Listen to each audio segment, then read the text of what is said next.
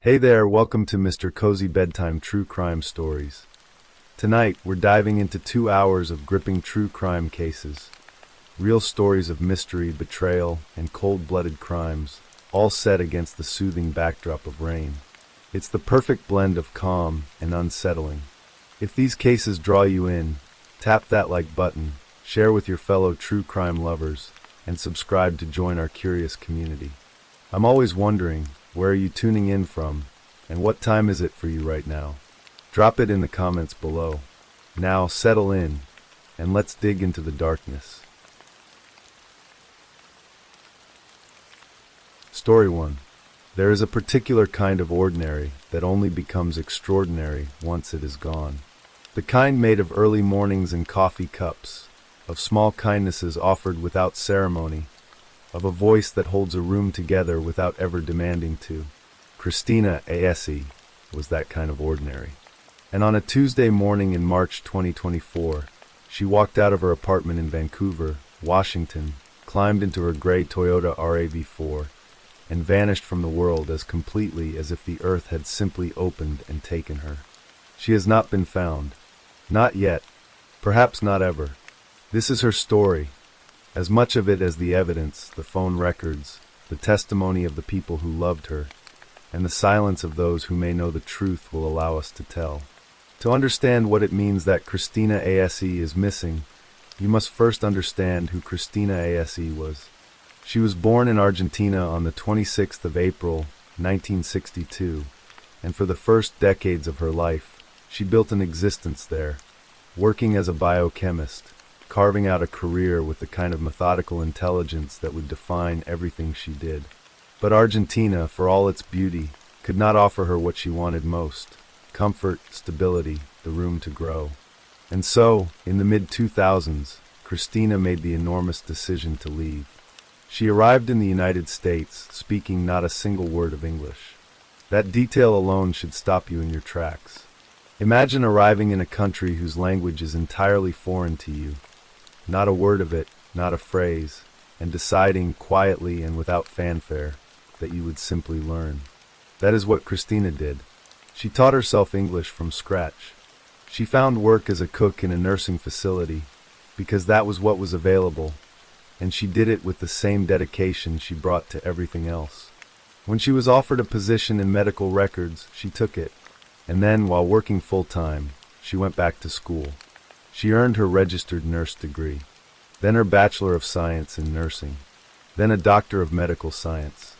Her co-worker Nicole Oaklir, who would later become one of the people most devoted to finding her, once described Christina with a simplicity that said everything. She knew no English when she came here, and she taught it all to herself. She's a pretty extraordinary woman. By 2024, Christina was the nursing director at the Rose Lynn Care Center in West Lynn, Oregon, a skilled care and assisted living facility where she had worked for 15 unbroken years. Not 15 years of occasional presence, 15 years without missing a single day of work. Her colleague Amy Shower called her the true epitome of a nurse, a woman who cared for her residents as though they were her own family, who never put herself above anyone, who gave her whole professional life to helping others. At home, Christina lived with her husband Anibal Diaz in an apartment at the Village at Cascade Park Complex, 501 Southeast 123rd Avenue, Vancouver. The apartment was a 35 to 40-minute drive from her workplace in West Lynn. It was a life defined by routine, responsibility, and proximity to the people she served. She was close to her sisters in Argentina, so close that she called them every single day, a small act of love sustained across thousands of miles of ocean and time. This was the life that disappeared on March 26, 2024. In hindsight, that most painful and unreliable of lenses, the weeks leading up to Christina's disappearance look very different from how they must have seemed in the moment. But in the moment, they were just small irregularities. A slightly unusual text message, a delayed arrival at the office, the kinds of things that barely register in the noise of a busy working life. On February 27, 2024, Christina sent a message to her boss approximately 20 minutes after leaving home for the day. She told him she would be late for work. On March 1st, the same thing happened. She left home at around 6:30 in the morning, and roughly 20 minutes later, texted to say she would not arrive until later. Both times, she gave no explanation. Both times, she arrived and said nothing more about it. Then, on the 5th of March, something slightly more significant occurred. Christina called her boss at 7:30 in the morning to say she would be late because she had a scheduled mammogram appointment. It was a plausible, unremarkable explanation. Medical appointments happen. Nobody questioned it, but after she disappeared, investigators dug deeper. They found that Christina did indeed have a mammogram appointment scheduled, but not until 4:30 in the afternoon. Whatever she was doing during those early morning hours on March 5th, it had nothing to do with a medical scan. Police, piecing these details together after the fact, noted something striking. The southeast Foster Road exit of Interstate 205, which leads directly to the Glenwood Park neighborhood in southeast Portland, is precisely a 20-minute drive from Christina's apartment. The timing of those morning messages, sent approximately 20 minutes after she left home, aligned almost exactly with the time it would take to reach that exit.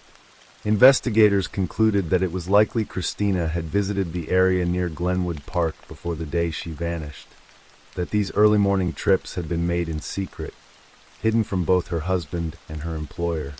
Why she was going there, and what she found there, remains one of the most haunting and unanswered questions in the case. Monday, the 25th of March, 2024, was an ordinary day by every visible measure.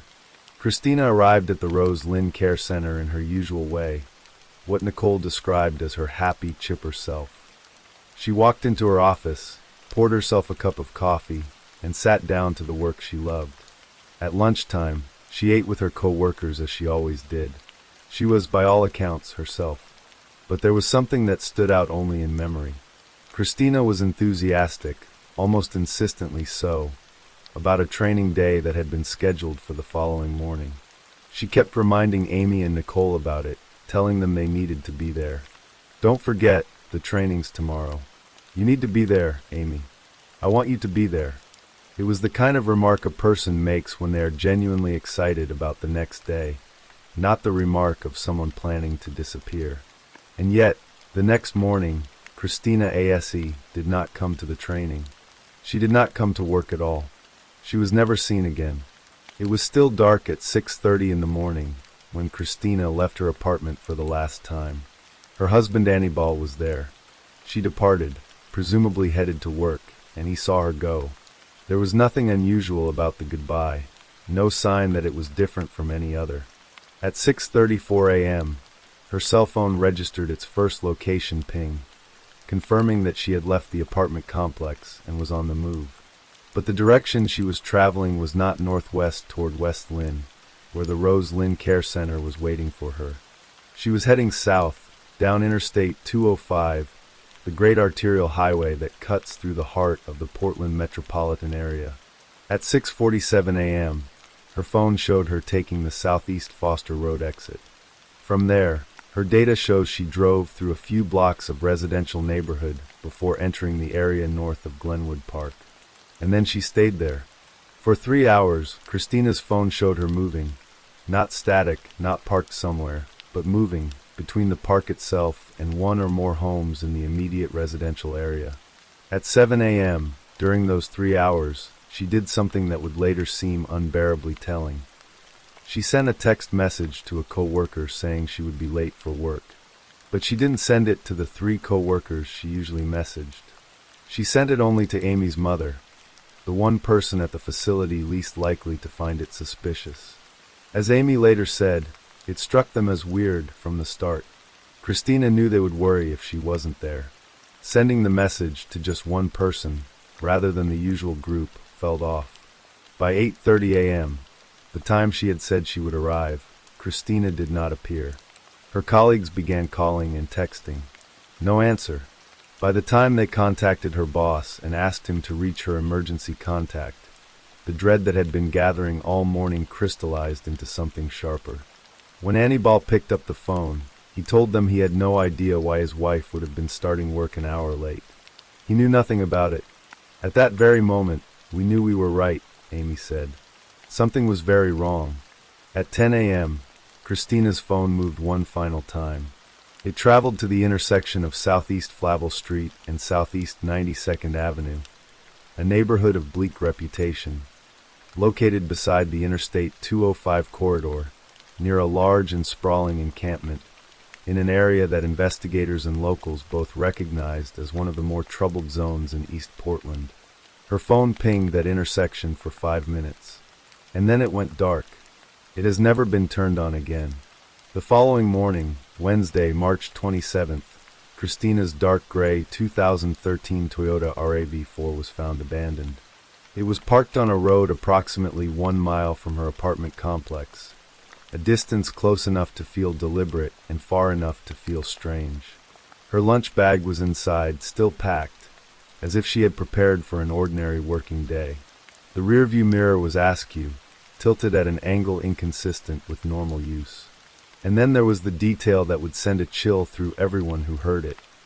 The interior surfaces of the car were coated in a powdery white residue, identified by investigators as consistent with a cleaning agent. Someone at some point had wiped down the inside of Christina Asse's car. There was also a roll of duct tape. Christina's colleagues said they could think of no reason for it to be there.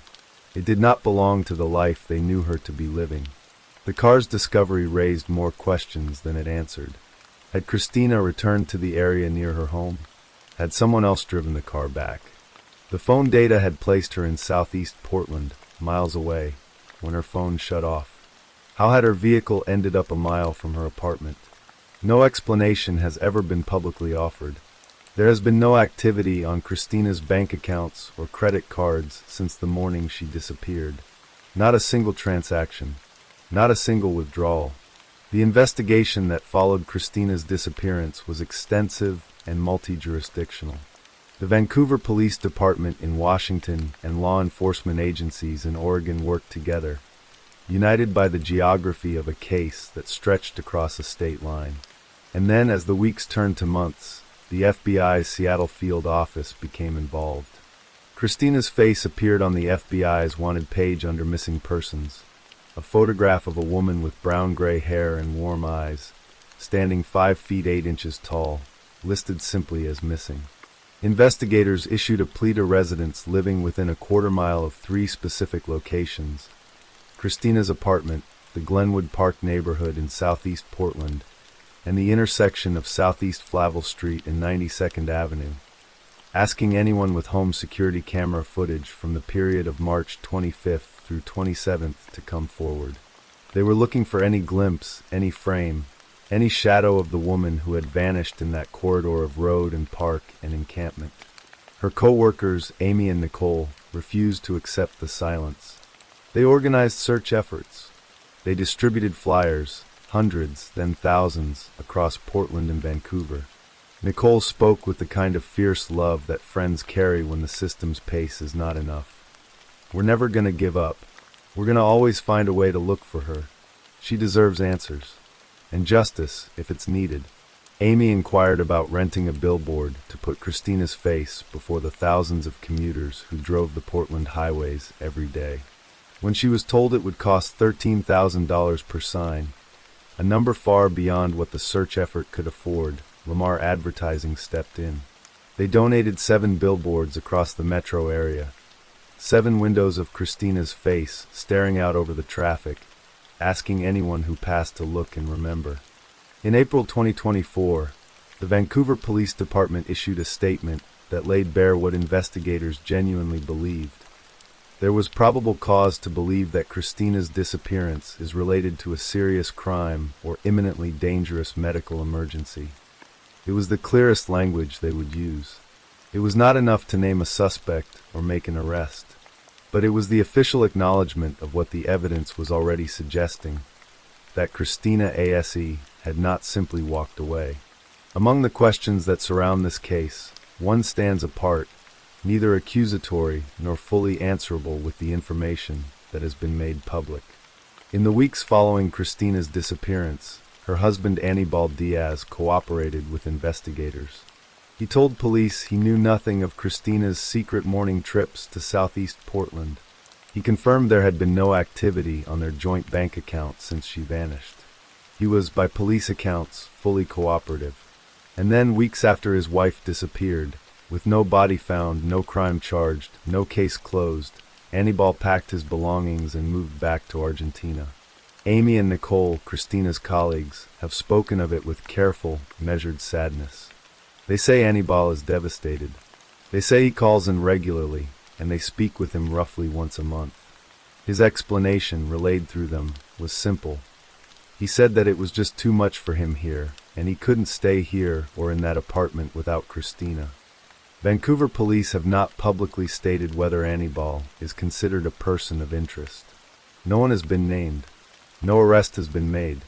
The case, nearly 2 years after Christina's last morning, remains officially open and entirely unresolved.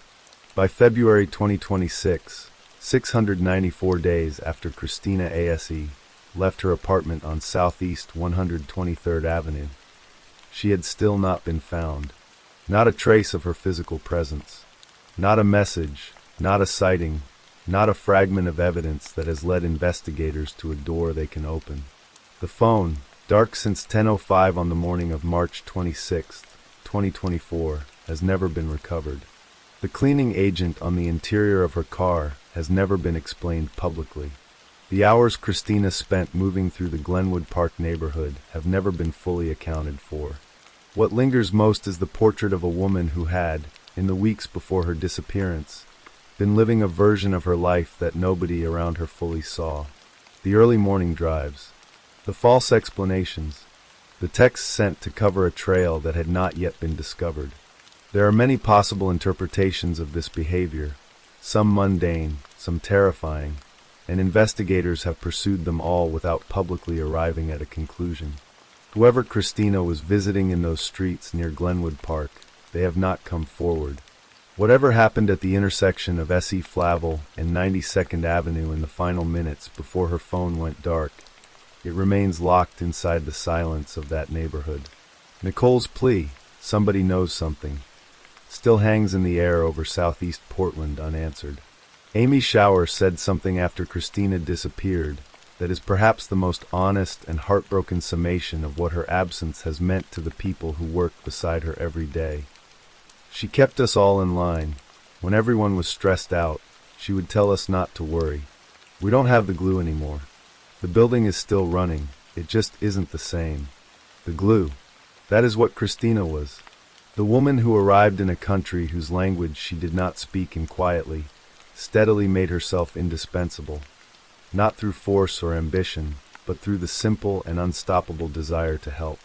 The woman who called her sisters in Argentina every single day across thousands of miles of sea. The woman who had not missed a day of work in 15 years. The woman who, on the last day her colleagues saw her, reminded them 3 times not to forget about the training tomorrow. Christina Asse is 5 feet 8 inches tall. She has brown-gray hair and brown eyes. She was 61 years old when she vanished and may have been carrying a black and white purse. The sisters in Argentina no longer received their daily phone call. The call that had been made, without interruption, across a lifetime of distance, simply stopped one morning in late March 2024, and has not come since. Somewhere in that silence is the full truth of what happened to Christina Asse. It is waiting for someone, as Nicole said, to have the courage to speak. Story 2. There are people whose laughter changes the temperature of a room. The kind of laugh that arrives without warning, loud, unguarded, and entirely contagious. The sort that makes strangers smile even when they don't know the joke. Sarah Henshaw had that kind of laugh.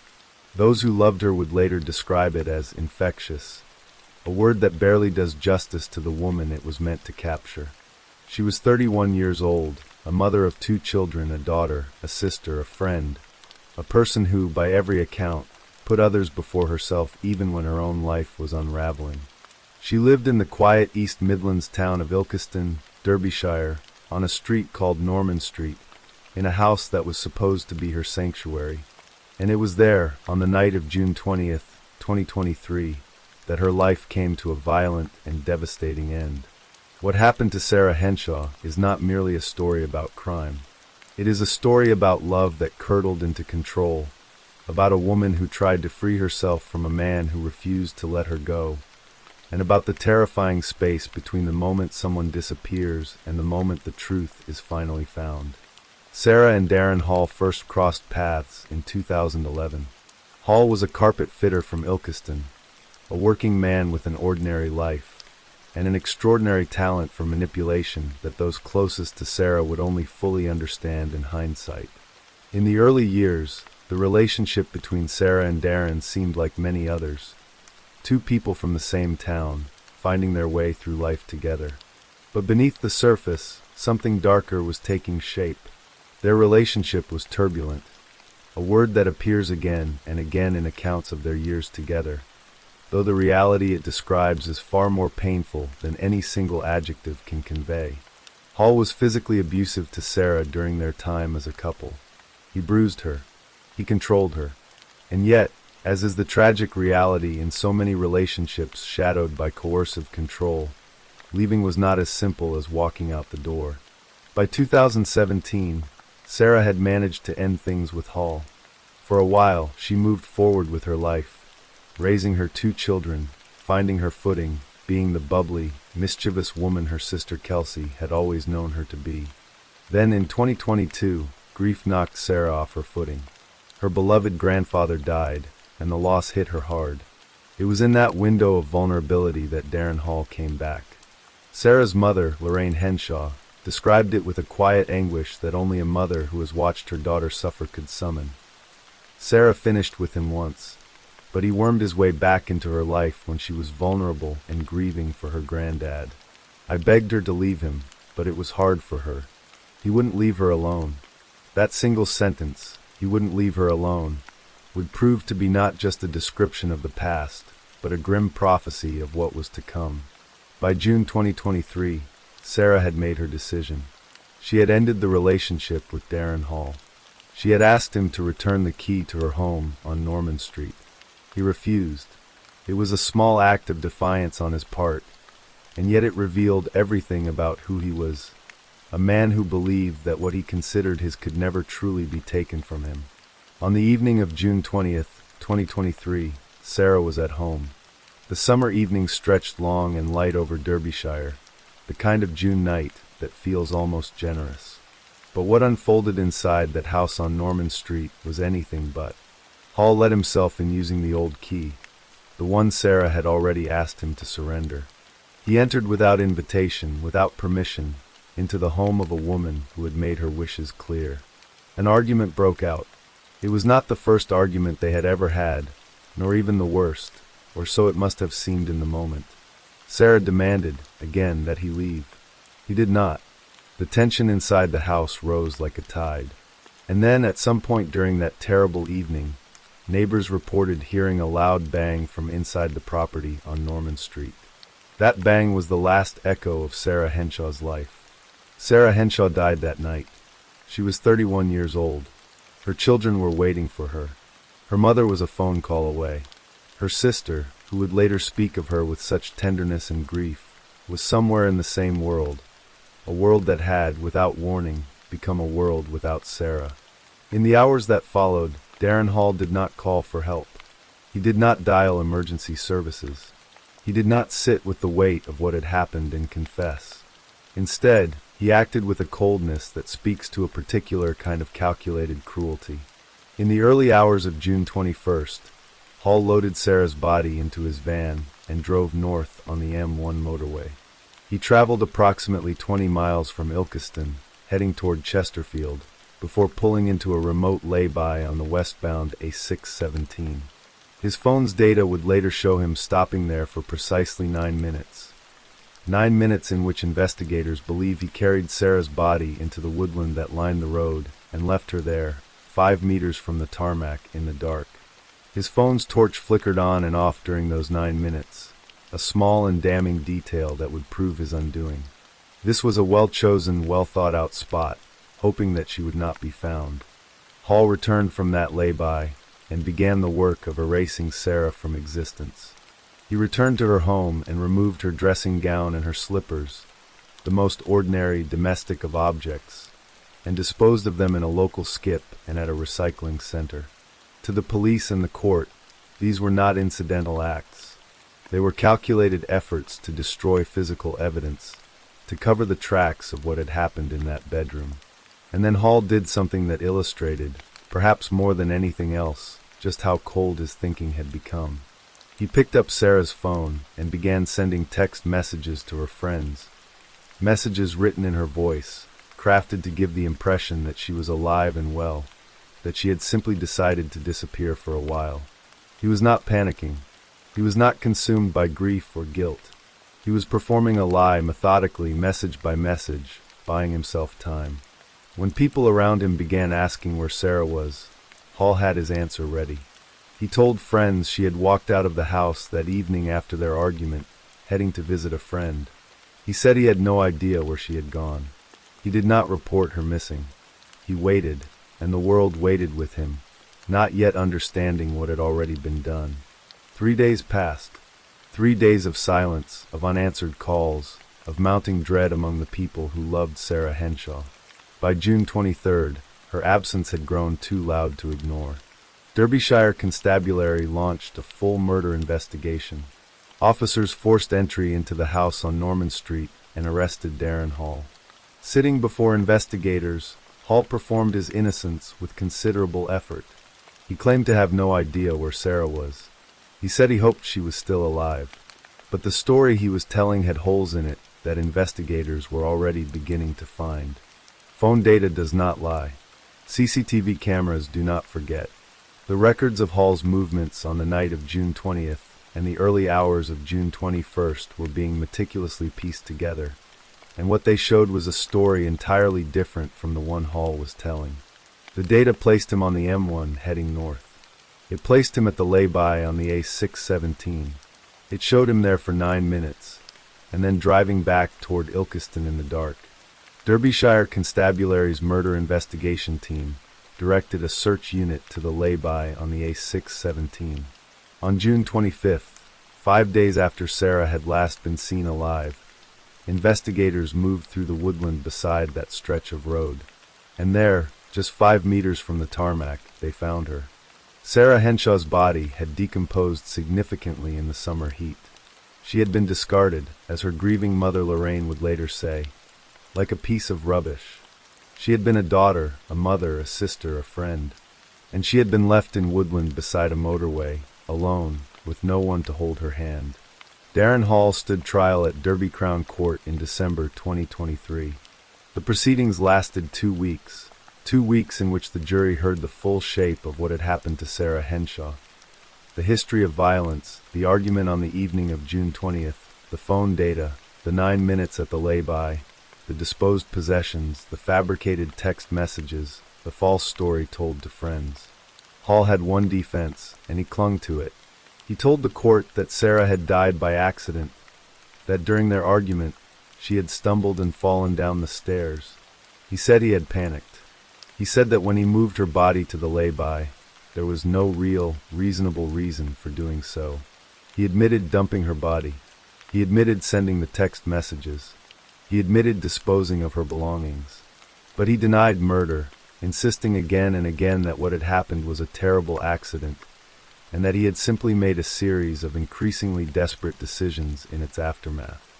The forensic evidence dismantled this account methodically. If Sarah had fallen down the stairs, she would have sustained injuries consistent with such a fall, broken bones, impact injuries, the kind of damage a body sustains when it strikes hard edges. The examination of her remains showed no such injuries. What it showed instead was bruising to the neck, the kind of bruising, as the court heard, that matched the width of a dressing gown cord, the kind of bruising that is consistent not with an accidental tumble, but with deliberate, sustained pressure applied to the throat. The jury listened. They heard the phone records. They heard the forensic testimony. They heard about the skip and the recycling center, about the text messages sent from a dead woman's phone, about the 9 silent minutes at a lay-by in the dark. They heard Sarah's own story, told in fragments and evidence, in the words of those who had loved her, in the quiet testimony of facts that could not be argued away. After deliberating for just over 3 hours, the jury returned a unanimous verdict. Darren Hall was guilty of murder. When the verdict was read aloud, members of Sarah's family, who had packed the public gallery throughout the 2-week trial, did something that courtrooms rarely witness. They wept, and they clapped. It was the sound of grief and justice arriving at the same moment, tangled together in the way they always are when someone is finally held accountable for taking an irreplaceable life. 4 days after the verdict, on December 19, 2023, Darren Hall appeared for sentencing via a video link from HMP Nottingham. He trembled throughout. The man who had moved through those weeks of deception with such apparent cold control was visibly shaking as he heard the words of Mr. Justice Goss. Sarah Henshaw was 31 years of age, the judge began. She was a loud, outgoing, and fun-loving person with an infectious laugh. He paused, and then delivered the verdict on what Hall had done. The harm you have done and the suffering you have caused can never be undone by any sentence of this court. He sentenced Darren Hall to life imprisonment, with a minimum term of 17 years before he could be considered for parole. Detective Inspector Maria Pleece, who had led the investigation for Derbyshire Constabulary from the very beginning, spoke outside the court with a measured solemnity that carried the weight of everything her team had endured to reach this moment. Darren Hall is a manipulative, deceiving, and dangerous individual, she said. Only 2 people know what exactly happened that night. Sarah cannot tell us, and Hall refuses to give a factual account of the events. What we can be sure of is that Sarah's life ended at his hand, that he dumped her body in the hope that she would never be found, and then fabricated a story that Sarah had simply left. Lorraine Henshaw, Sarah's mother, spoke the words that perhaps say more than any verdict ever could. All Sarah ever wanted was stability, and to settle down with a partner who loved her, she said. To me, he is a monster who committed the most evil crime a person can do. Sarah's sister Kelsey described her as bubbly and mischievous, someone who always put others first, and called Hall what the evidence had already proven him to be: a cruel, selfish man. The house on Norman Street stands still, as houses do. The lay-by on the A617 carries traffic past without ceremony, as roads do. But the people who loved Sarah Henshaw carry the shape of her absence every day. In the laughter they no longer hear, in the 2 children who grew up in the shadow of what was taken from them, in a mother who begged her daughter to leave a dangerous man, and was left to grieve when the world did not hear her warning in time. The case of Sarah Henshaw is, at its core, a case about coercive control, about the terrifying persistence of a man who believed that a key to a woman's home gave him access to her life, even after she had made her wishes clear. It is a case about the courage it takes to leave, and about how that courage is not always enough when the person you are leaving refuses to accept the word no. It is a case about the devastating gap between when a woman asks for safety and when safety finally arrives. Sarah Henshaw deserved stability, as her mother said. She deserved a partner who loved her. She deserved the long life her laughter promised. She got none of those things. What she got in the end was justice, imperfect, inadequate, and delivered too late. But justice nonetheless. Her laugh was infectious. That is how those who knew her choose to remember her. In a world that too often remembers its victims only through the manner of their dying, that feels like the most important thing to say. Sarah Henshaw lived. She was loud and outgoing and fun-loving. She put others first. She had an infectious laugh, and she deserved so much more time to use it. Story 3. There is a particular kind of authority that does not announce itself. It does not raise its voice in public or bare its teeth in the light of day. Instead, it moves quietly through the rooms of a house, through the pews of a church, through the hearts of the people who have been taught, from the very beginning, to obey. In the small town of Logan, Ohio, population 20,000, nestled in the hills of Hocking County, where the river bends and life moves with a slower, steadier rhythm, that kind of authority belonged to one man. His name was William Inman, though most people in his world simply called him Bill. To his family, his congregation, and the people who gathered on his land, Bill Inman was something larger than a father or a husband. He was the leader, the king, and like all kings who rule through fear rather than love, he would one day demand a price that no kingdom should ever ask. The price was a young woman's life. Her name was Summer.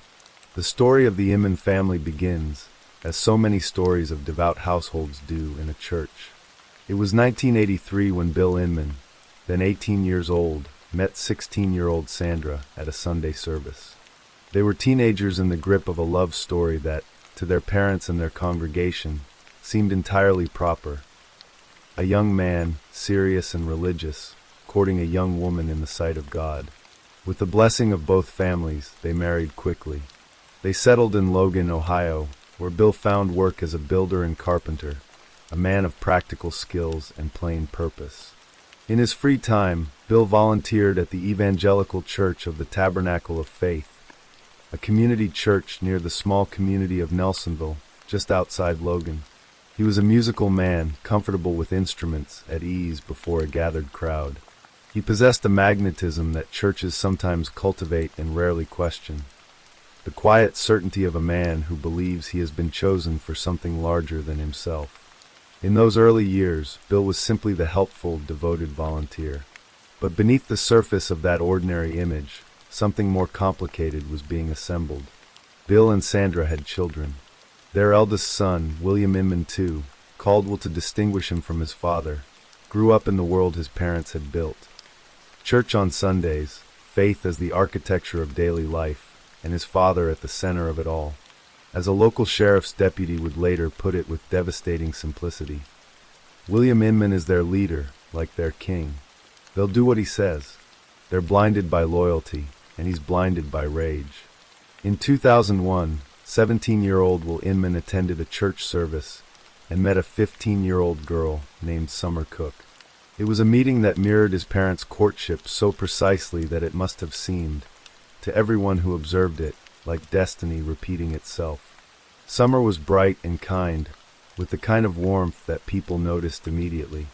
She and Will dated for 3 years, and in 2004, the year Summer turned 18, they married and moved into the large Inman family home in Logan. For a time, Summer Cook Inman became part of the world the Inmans had built. She became a daughter-in-law to Bill and Sandra, a wife to Will, and eventually the mother of 3 young children. Life in that household moved to the rhythms Bill had established: faith, family, obedience. But Summer was not, at her core, a woman built for obedience. She was warm, she was loving, she was devoted to her children, and she was slowly, quietly beginning to see the walls closing in around her. Over the years, Will Inman became controlling. The precise shape of the control, the arguments, the demands, the ways in which a marriage curdles from something warm into something suffocating, is known largely through Summer's own words in her private diary. What is documented is this: Summer began to feel trapped. She sought a civil protection order against Will, and eventually, she made the decision that would set in motion the darkest chapter of the Inman story. She filed for divorce. She also, during the separation, began a new relationship, a relationship that would later be used by the Inmans to justify the unjustifiable. The man's name was Adam Peters, a drifter who had briefly stayed at the Inman property and had apparently taken an interest in Summer. In her diary, she reportedly wrote about him with a kind of foreboding, describing a moment when she looked into his eyes and felt something that frightened her. Whatever the truth of that relationship, it became, in the minds of the Inman family, the final provocation. By 2010, Bill Inman had elevated himself beyond the role of volunteer. He had declared himself a spiritual leader, a pastor, and had converted his garage into a temporary church where he held services. The congregation that gathered there was built slowly, from neighbors and acquaintances, drawn by his charisma and the comfort of belonging. He also founded a charitable organization called Mercy Ranch, filing incorporation documents with the Ohio Secretary of State's office, proclaiming a vision of helping the homeless and unemployed. The ranch was a project, a dream, a symbol of the kind of man Bill Inman believed himself to be. But behind the spiritual authority and the charitable mission, something darker was brewing. When Summer filed for divorce and sought custody of her 3 children, Bill Inman did not treat it as a private family matter. He treated it as a challenge to his dominion. The children were his grandchildren. The household was his household. And Summer, the young woman who had entered his family with such warmth and hope, had become, in his eyes, a threat. Court documents filed by Summer during the divorce proceedings contained words that, in hindsight, read as a warning that the world did not heed in time. She stated that her husband had threatened to kill her if she ever took the children from him. She described how his parents, Bill and Sandra, would gang up on her to pressure her to stay. The civil protection order she had been granted was a piece of paper against a family that had been conditioned for decades to answer to one authority and one alone. Tuesday, the 22nd of March, 2011 was an ordinary evening in Logan, Ohio. The streets of the small downtown were quiet in the way that small-town streets are quiet on a weeknight.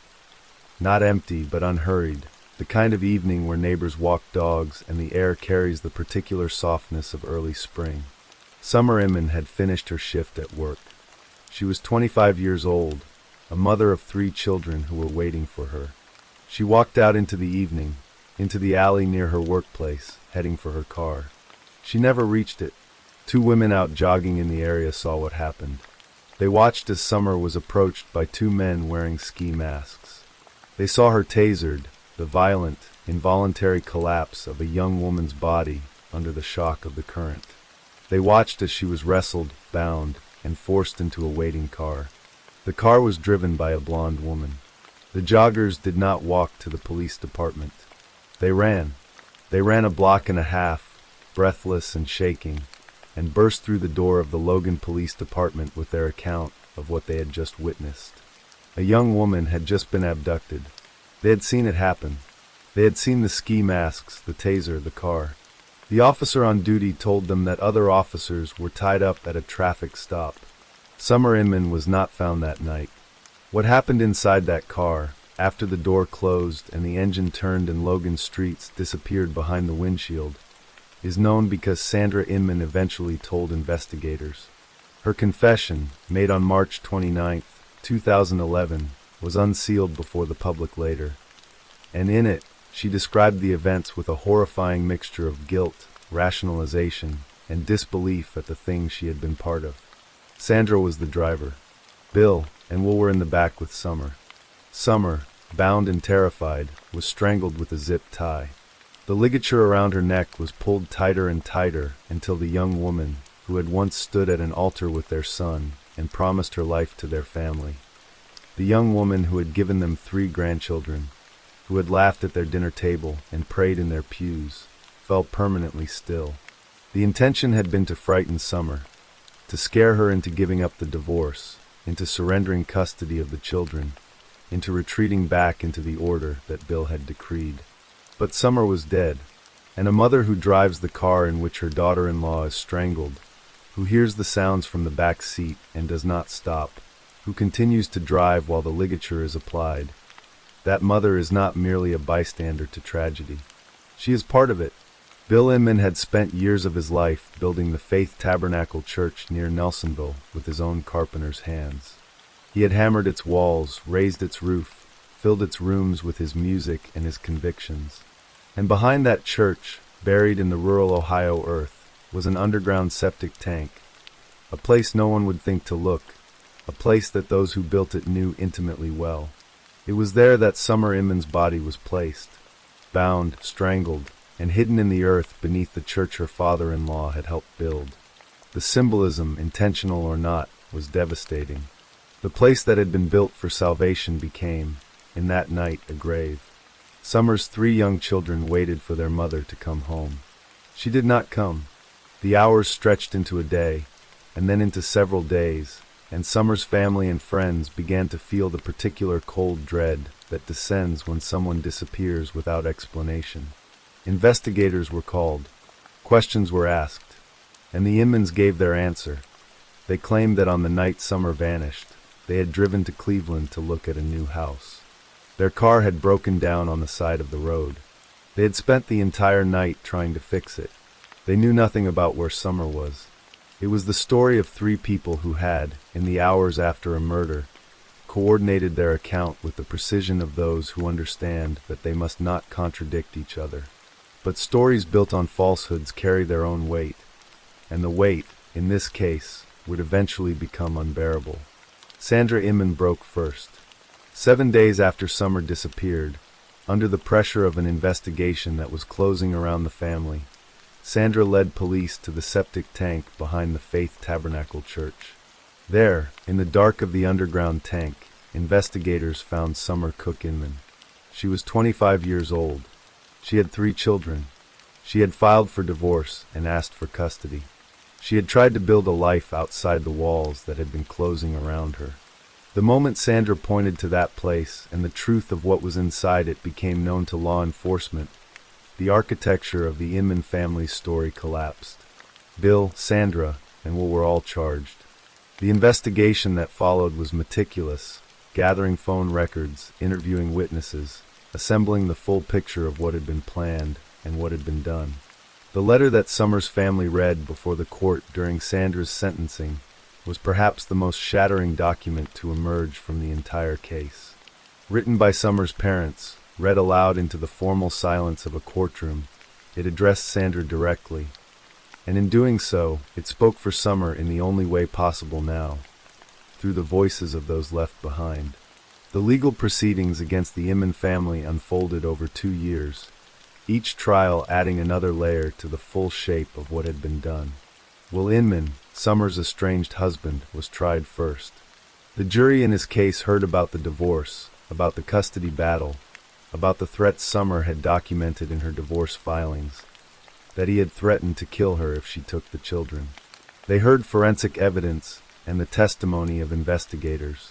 They deliberated, and they returned verdicts of guilty on all counts: aggravated murder, kidnapping, tampering with evidence, and gross abuse of a corpse. Will Inman was sentenced to life in prison without the possibility of parole. Sandra Inman, who had been the first to crack, eventually entered into a plea agreement. She pleaded guilty to murder and other related charges. In doing so, she admitted, through her attorney, that she had driven the car while her husband and son strangled Summer inside it. She told the court that Summer was never supposed to die. She wept as she addressed Summer's parents, and she said that she was sorry. She was sentenced to life in prison with the possibility of parole after 15 years. Before her sentencing, Sandra had rejected an earlier plea deal that would have required her to testify against her husband. She had protected Bill Inman, even as she admitted her own guilt. It was a final act of the loyalty that had defined her life within that family. And it was, in its own way, a kind of tragedy within a tragedy. Bill Inman faced his trial in early 2013, and he showed in court a version of himself that was entirely different from the dignified patriarch he had always projected. He was 69 years old during the proceedings, and the weight of what the evidence was revealing seemed to manifest physically in the courtroom. He wept. He trembled. He claimed, through his defense, that he should not be held responsible for the actions that had been carried out, that perhaps it had been Will, not him, who had pulled the zip tie. The jury was not persuaded. They deliberated for 3 hours and returned a verdict of guilty on every count. The judge sentenced William Inman to life in prison without the possibility of parole. When he received the sentence, the man who had been described as the king of his household, the leader his family would follow into the darkest of places, was led away from the courtroom and into a cell from which he would never emerge as a free man. Among the many human dimensions of this case, one sits apart and demands to be acknowledged with particular care: Summer's 3 children. They were young when their mother disappeared on that March evening in 2011. They had been born into the Inman household, raised with the same values of faith and family loyalty that the adults around them had used to justify the unjustifiable. And now they were left with an absence where their mother had been, and a truth about their father and their grandparents that no child should ever have to carry. Summer's parents, who had lost their daughter to a family that had once welcomed her as a bride, found themselves raising Summer's children in her absence, or at the very least, holding the emotional pieces of those children together in a world that had been shattered by the people who were supposed to love them most. The Inman family case, in its full shape, is not simply a story about murder. It is a story about what happens when authority becomes absolute, when one person's will is treated by those around them as the final word on all things, including the lives of others. Bill Inman had spent decades building the architecture of that authority, first as a husband and father, then as a church volunteer, then as a self-proclaimed pastor and charitable founder. He had built, brick by brick, a world in which the people around him did not question. They obeyed. Sandra Inman had been inside that architecture for nearly 30 years. Well, Inman had been born into it. When Bill decided that summer, the woman who had dared to leave, who had dared to ask for her children and her freedom, needed to be dealt with, the family around him did not resist. Sandra drove the car. Will sat in the back seat, and behind the church that Bill had built with his own hands, in the cold dark of an Ohio spring, Summer Cook Inman was hidden away as though she had never existed.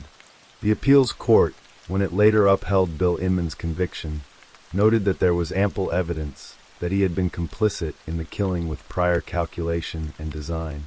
It was a legal finding, but beneath the legal language lay the simple human truth.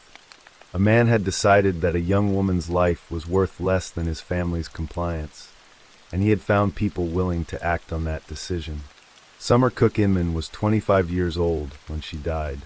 She had filed for divorce not because she was careless with her family, but because she was trying to protect herself and, in doing so, protect her children. The civil protection order she had obtained, the diary entries she had written, the court documents in which she named the threats made against her, all of it speaks to a young woman who was aware of the danger she was in and was trying, through the available channels, to reach safety. Those channels failed her. The joggers who witnessed her abduction and ran to the police were turned away. The divorce proceedings moved at the pace that legal systems move, while the Inman family acted at the pace of those who believe they are above the law. Summer was gone before the full weight of the system could reach her. In the end, what remained was a courtroom, 3 convictions, and the words of Summer's parents, addressed to the woman who had sat in the driver's seat while their daughter died. "You took away a beautiful soul with love and compassion," they wrote. Simple words, but they carried the full weight of everything, of a marriage, of a family, of 3 children who would grow up without their mother's voice, and of a laugh that should have lasted decades more. Bill Inman sits in an Ohio prison cell, aging, without the possibility of release. Will Inman sits in another. Sandra Inman, who wept in court and said it was never supposed to happen, waits in hers. And in Logan, Ohio, where the river still bends and life still moves with its slower, steadier rhythm, the house where Summer Inman once lived carries its silence, and the church behind which she was hidden carries its own. Some things cannot be built back. A mother, a morning in March, the life of a 25-year-old woman who simply wanted to be free.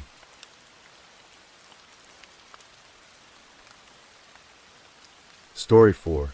The cliffs of Glacier National Park loomed stark and silent against the July sky in 2013, their jagged edges cutting through the Montana wilderness like a warning. The air was crisp, heavy with the scent of pine and the distant murmur of the Going to the Sun road, where tourists marveled at the park's untamed beauty.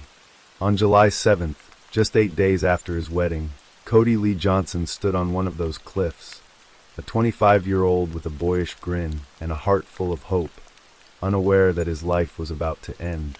Beside him was his bride, Jordan Lynn Graham, a young woman whose quiet demeanor masked a turmoil that would soon erupt into a tragedy that gripped the nation. The story of Cody's murder and the unraveling of Jordan's lies would become a haunting tale of love, betrayal, and a fall that echoed far beyond the rocky ravine where his body was found. Cody Lee Johnson was born in 1988 in Kalispell, Montana, a town nestled in the Flathead Valley, where the mountains were both a backdrop and a way of life. He was the youngest of 3 siblings, raised by his mother, Sherry, in a home filled with warmth and laughter.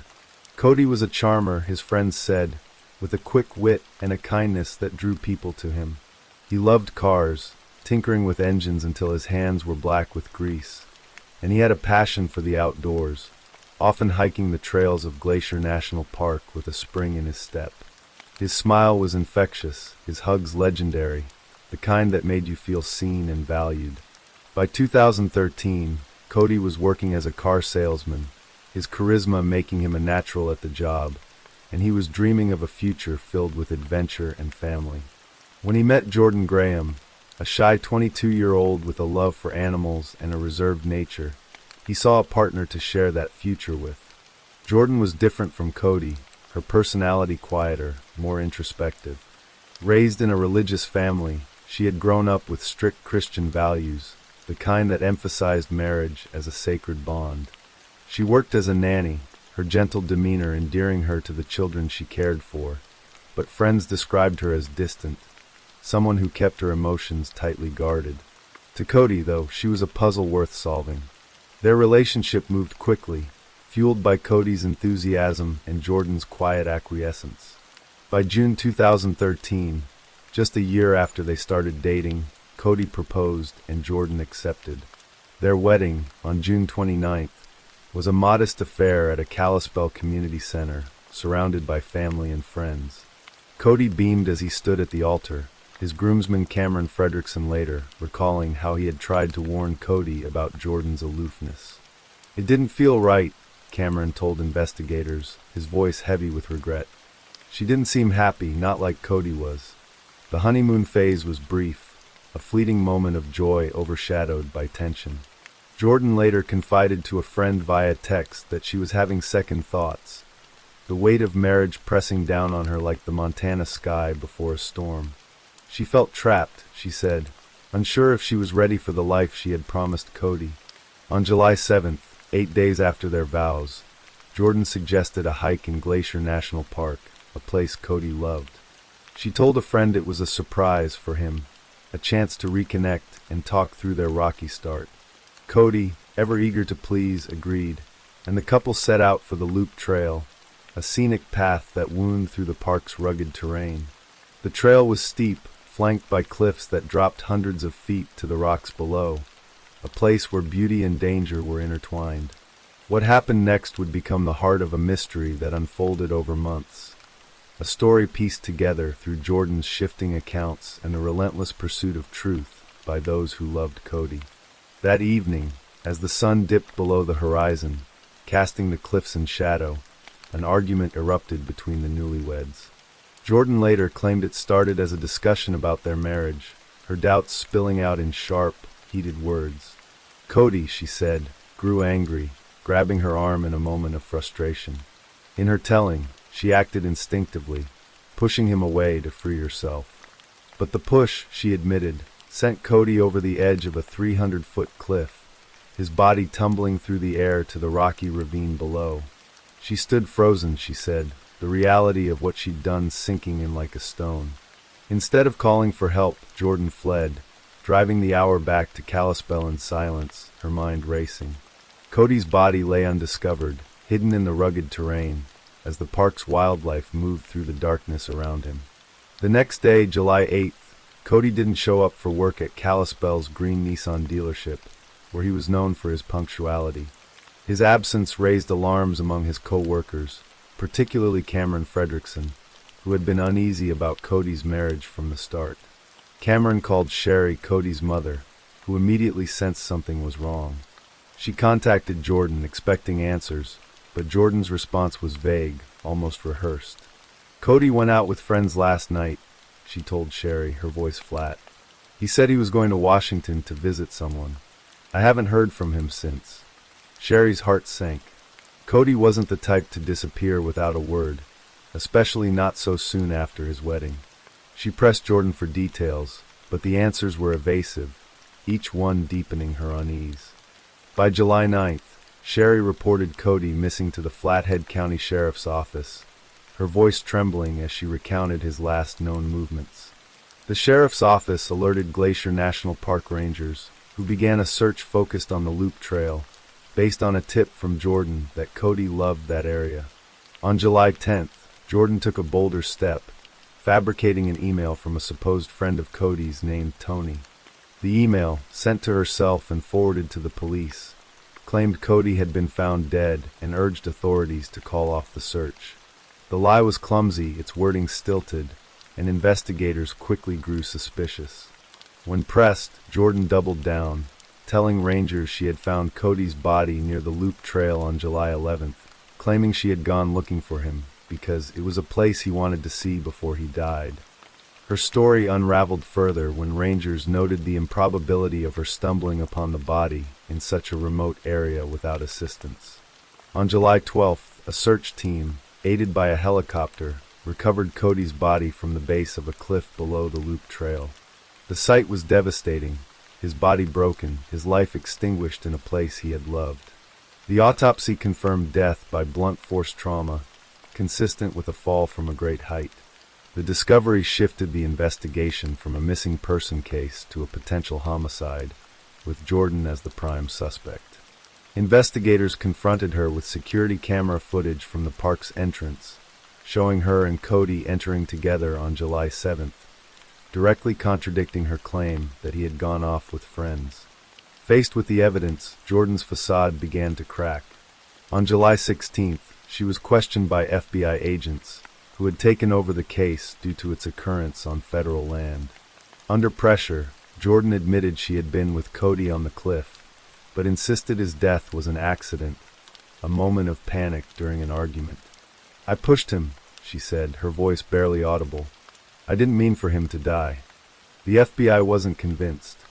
Jordan's lies, the fabricated email, the story about Cody's supposed trip to Washington, her delayed reporting of his body, pointed to a calculated effort to cover her tracks.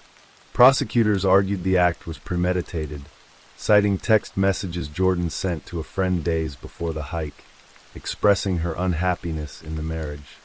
"I'm not sure I can do this," she had written, her words laced with dread.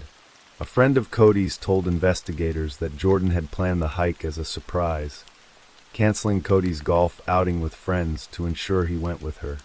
The prosecution painted a picture of a young woman overwhelmed by her decision to marry, unable to face the prospect of divorce due to her religious upbringing, and choosing instead a drastic, irreversible solution.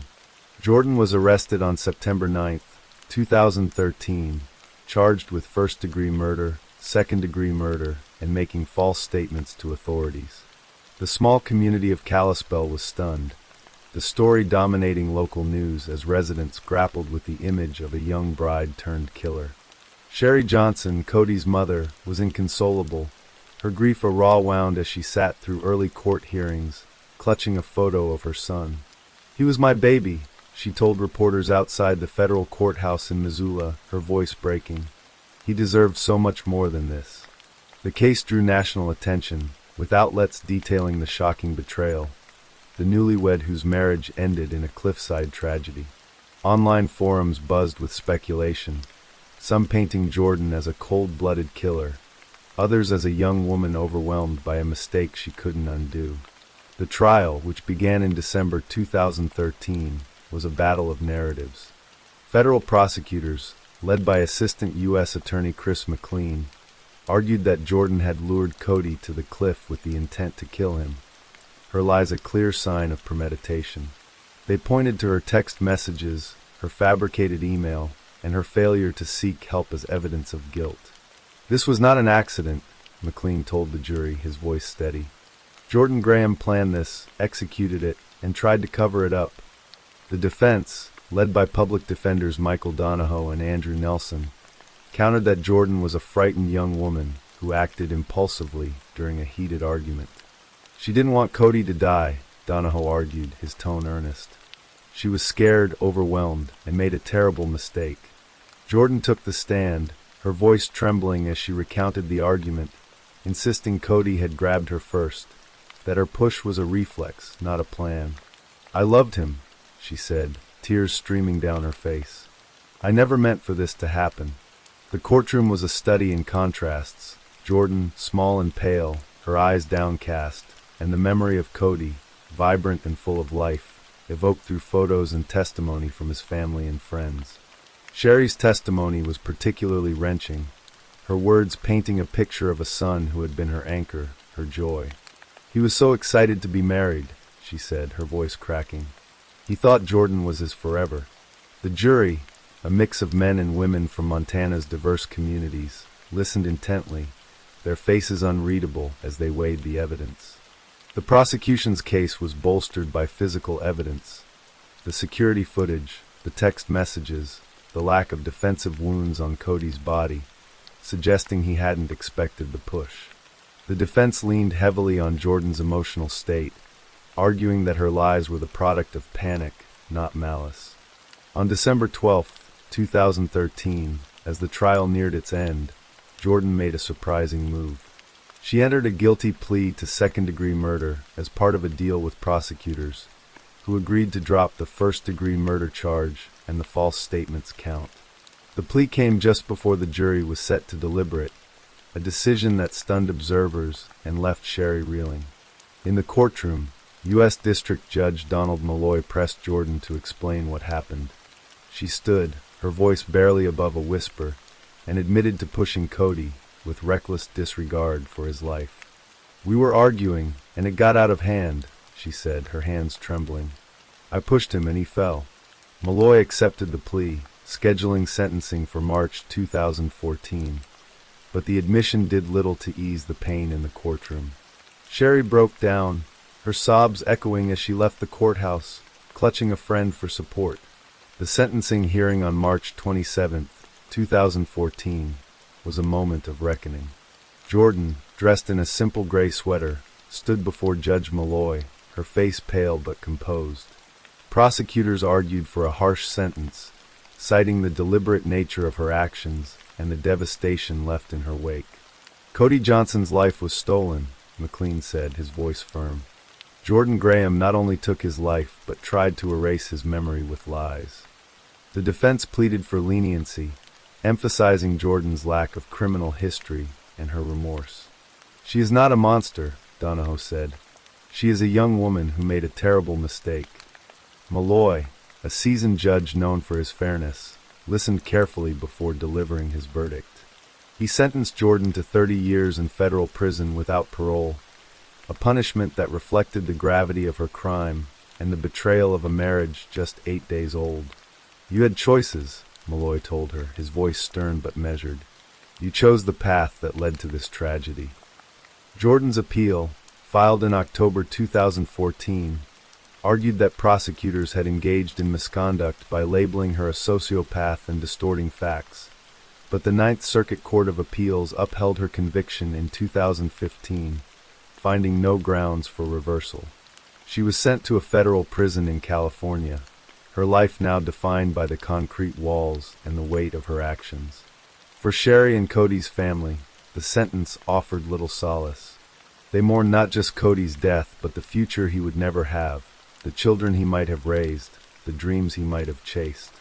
Friends gathered at memorials, sharing stories of Cody's love for cars, his infectious laugh, his unwavering loyalty. "He gave the best hugs," one friend said at a vigil, tears in her eyes. "You could feel how much he cared."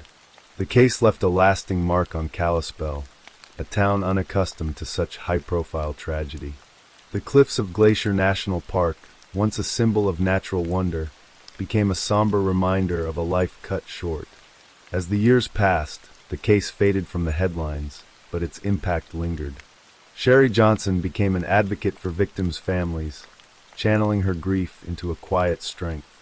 She spoke at community events, her voice steady as she shared Cody's story, urging others to cherish their loved ones. The Glacier National Park Rangers, who had worked tirelessly to recover Cody's body, added his name to their private memorials, a nod to a case that had tested their resolve. Jordan, now in her 30s, remains incarcerated, her life a stark contrast to the freedom she once knew.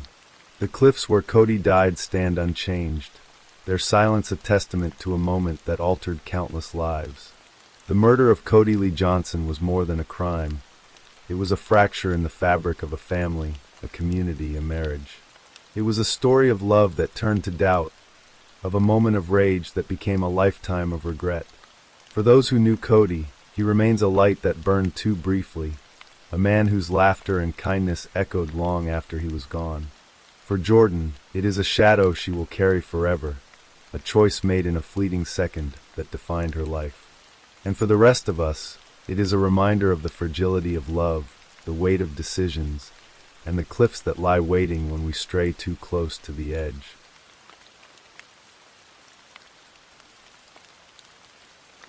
Story 5. The neighborhood of Belle Haven sits on the waterfront edge of Greenwich, Connecticut, folded behind a private gate that separates it from the rest of the world as deliberately as a page separates two chapters of a book. It is a place of manicured lawns and long driveways, of old money and gracious houses, where autumn arrives in curtains of gold and red that make even ordinary afternoons feel cinematic. In October 1975, Belle Haven was, by its own measure, the kind of place where nothing terrible was supposed to happen. It was the kind of place people moved to precisely because terrible things happened elsewhere, not here, not behind the gate, not among these neighbors, not in the quiet, familiar streets where the children all knew each other's names. Martha Moxley was 15 years old, and she was happy. She was the kind of teenager who filled a room with energy, not with noise, but with a warmth that people noticed and gravitated toward. She had moved to Belle Haven with her family the previous year, and in the way of confident, friendly teenagers, she had made friends quickly. She was popular, outgoing, and pretty, with long blonde hair and a diary she kept faithfully, filling its pages with the daily observations and feelings of a girl fully engaged in her own adolescence. Her parents, David and Dorothy Moxley, and her older brother John, had built a comfortable, loving life in their home on Walsh Lane. Martha was, in every sense, the girl next door, the one parents hoped their children would befriend, the one who made the neighborhood feel warm and alive. Directly across the street from the Moxley home lived the Skakel family, in a large house that operated by its own rules. Rushton Skakel Sr. was a wealthy man whose wife had died of a brain tumor earlier that year, leaving him with 7 children to raise in varying states of grief and disorder. The Skakel household was, by the accounts of nearly everyone who spent time there, an extraordinary contrast to most homes in Belle Haven. The children largely looked after themselves. The adults were often absent or distracted. Alcohol was freely available. Friends and acquaintances drifted in and out at all hours. It was chaotic in the way that a house without a mother's hand can become chaotic, loud and unsupervised, full of teenagers doing things teenagers do when no one is watching closely enough. Among the Skakel children, 2 in particular had a pronounced interest in Martha Moxley. Thomas Skakel, who was 17, was the first, older, more physically assured, one of the last people Martha was seen spending time with on the final night of her life. His younger brother Michael, who was 15 like Martha, was the second, and his feelings toward her were perhaps more complicated. Martha had written about both brothers in her diary. She wrote about Michael. He kept telling me that I was leading Tom on. Michael jumps to conclusions. She added, I really have to stop going over there. She wrote it, but she did not act on it. On the night of October 30th, 1975, she went over there. The night before Halloween was known in Belle Haven as Mischief Night, a tradition in which neighborhood teenagers gathered to roam the streets, throw eggs, and generally embrace the mild anarchy of the season. Martha Moxley had gone over to the Skakel house to hang out with the group of kids who had assembled there. There were several teenagers present, the Skakel siblings, Martha, and various other neighborhood friends.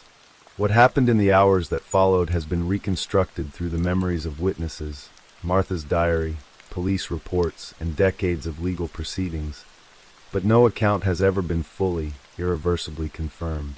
What is known is this. At some point in the evening, witnesses saw Martha and Thomas Skakel engaged in a romantic encounter in a car in the Skakel driveway. At some point after that, the group began to thin. At some point between 9:30 and 10 o'clock in the evening, Martha Moxley was murdered. She was beaten with a golf club. Not once, not twice. She was struck repeatedly, with a force that speaks to either rage or desperation or both. The club shattered from the violence of the blows. When it broke, Her attacker used the jagged, broken shaft to stab her through the neck. Her body was dragged from the spot near the driveway where the attack had begun and pulled beneath a pine tree at the back of the Moxley property, a distance of some 50 or 60 feet, leaving a trail in the grass that investigators would examine in the morning. The golf club was found nearby, along with fragments of the shaft. A partial handle was found separately. There was no witness who came forward. No one in Bellhaven, behind the gate, in the neighborhood where nothing terrible was supposed to happen, had heard or seen anything, or admitted that they had. On the afternoon of October 31st, 1975, Halloween, Martha's friends grew concerned when she did not appear. She had been expected. She had not come home the night before, and no one had checked until it was too late. Helen Ix and a friend were looking for her when they found her, 15 years old, lying beneath the pine tree in her own yard, battered beyond what the minds of her friends could process in the first cold seconds of finding her. Helen 9 ran screaming. Dorothy Moxley's life changed on a Halloween afternoon with a phone call that no parent should ever receive while she was out shopping for candy. She came home to find her daughter's body beneath a tree she could see from her own window. In the years that followed, the long, grinding, grief-soaked years during which the case gathered dust and the killer remained free, Dorothy Moxley would become one of the most tenacious and visible advocates for her daughter's memory. She would not let Martha be forgotten. She would not let the case be quietly set aside. The golf club was traced quickly. It came from a set belonging to the Skakel family, specifically to their mother Anne, who had died. The set had been purchased years earlier and had been kept at the Skakel house. This detail placed the murder weapon directly in the hands of a family whose members were among the last people to see Martha alive. It should have been the beginning of a direct line to an arrest. Instead, it was the beginning of 27 years of obstruction, privilege, and silence. The Greenwich Police Department focused its early investigation on Thomas Skakel, the older brother who had been seen with Martha in the car that evening. Thomas was questioned repeatedly in the years that followed. He gave shifting, inconsistent accounts of where he was and what he had done on the night of October 30th. He admitted to the encounter with Martha in the car. He denied killing her. And then the Skakel family did something that has served as a symbol of wealth and privilege ever since. They hired a prominent attorney who instructed Thomas, and indeed the entire family, not to speak further with police. The Skakels were not simply a wealthy Greenwich family. They were connected, by blood and by marriage, to the most powerful political dynasty in modern American history. Rushton Skakel's sister Ethel was married to Robert F. Kennedy. The Skakels were Kennedys by extension, part of a constellation of power that made investigators tread carefully, that made witnesses hesitant, and that allowed years to pass without a single arrest in a case that had an identified murder weapon traced to a specific address. Whether the Kennedy connection directly impeded justice is a question that observers have debated for decades. What is indisputable is that the case went cold, and it stayed cold for more than 2 decades. Martha Moxley's murder became a ghost story, not in the supernatural sense, but in the way that unsolved crimes haunt communities, always present in the background, always unresolved, always generating a quiet, nagging unease among the people who know that something terrible happened and that no one has been held to account for it. Greenwich went on. Bellhaven went on. The Skakel family went on. Martha Moxley lay in her grave without justice. It was a writer, not a detective, who broke the case back open. Mark Fuhrman, the former Los Angeles police officer, published a book in 1998 called Murder in Greenwich. Fuhrman had conducted his own investigation into the Moxley case and concluded publicly that the primary suspect was not Thomas Skakel, as police had long focused upon, but his younger brother Michael. Fuhrman's theory centered on jealousy, Michael's fury at watching Martha pursue a romantic connection with his brother Thomas rather than with him. The book drew public attention back to the case with a force that the Greenwich Police Department's quiet, continued investigation had not. Around the same time, another piece of evidence surfaced from an unexpected direction. Dominic Dunn, the Vanity Fair writer and true crime chronicler, had been covering the Moxley case for years. Through his reporting, attention was drawn to statements that Michael Skakel had allegedly made to classmates at the Elon School in Maine, a troubled teen facility where he had been sent in 1978, 3 years after the murder. Students at Elon later told investigators that Michael had, in the environment of that school's confrontation therapy sessions, made statements that suggested he knew more about Martha Moxley's death than an innocent person should. The specific content of what he said varied in the telling, but the common thread was damning. The combination of Furman's book, Dunn's reporting, and the relentless advocacy of Dorothy Moxley eventually prompted State's Attorney Jonathan Benedict to convene a grand jury investigation in 1998. An 18-month hearing followed, and on January 19, 2000, Michael Skakel, now 40 years old, a man who had grown up and grown old while Martha Moxley's murder remained unpunished, was indicted for murder.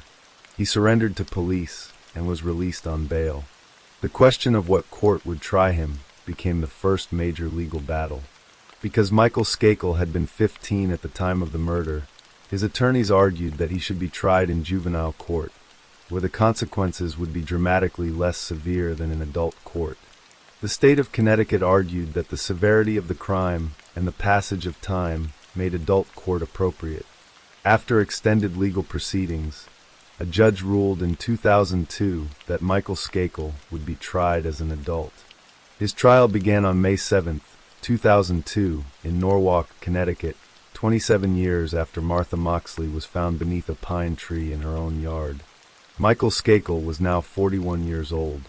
The case against him was almost entirely circumstantial. There was no DNA evidence connecting him to the crime, no eyewitness who had seen him strike the blows, no confession that had been cleanly and unambiguously recorded. What the prosecution had were witness accounts of statements Michael had allegedly made over the years, Martha's diary entries documenting his jealousy and erratic behavior, and a timeline that investigators argued placed him at the scene. One piece of evidence in particular haunted the courtroom. Michael had engaged a ghostwriter named Richard Hoffman to help him produce a book about his perspective on the case. The conversations between them had been recorded on microcassette tapes. During those recordings, Michael described being in a tree near the Moxley property on the night of the murder, and he spoke about his panic the following morning. Afraid, he said, that someone might have seen him there in the tree the night before and jumped to conclusions. Prosecutors argued that his fear of being seen, combined with his acknowledged presence at the scene and his history of violent jealousy toward Martha, formed the architecture of guilt. The defense argued that an innocent man could have panicked too, that being near the tree did not make him the killer. There were also witnesses, former Elon School students, who testified about the statements Michael had allegedly made during group therapy sessions in Maine. The defense attacked their credibility, arguing that recovered memories from confrontational therapy environments were unreliable, that the witnesses had embellished or misremembered over 2.5 decades, and that the prosecution was asking the jury to convict a man of murder on the basis of what teenagers had allegedly said to each other in a troubled youth facility in the 1970s. The jury deliberated. On June 7, 2002, they returned their verdict, guilty of murder in the first degree.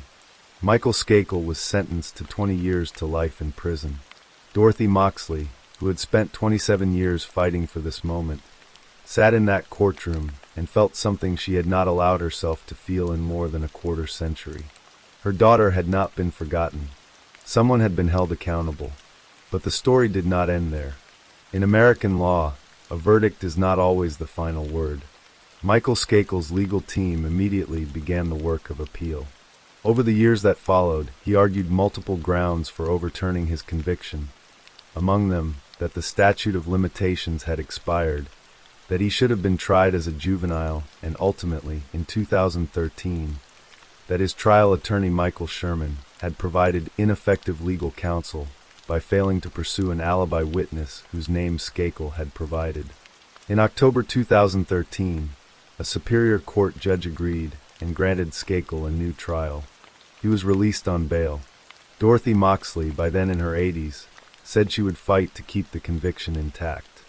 She and her son John said publicly that they believed in Skakel's guilt and that they would not stop pursuing justice for Martha. In May 2018, the Connecticut Supreme Court vacated Skakel's conviction entirely, ruling that Sherman had indeed rendered ineffective assistance by failing to call an alibi witness, a cousin of Michael's who could have testified that Michael had been at his house during the critical window of time. State prosecutors were left with a decision: seek a new trial or drop the charges. In September 2020, the state announced it would not retry Michael Skakel. All charges were dropped. He walked out of the proceedings a legally free man.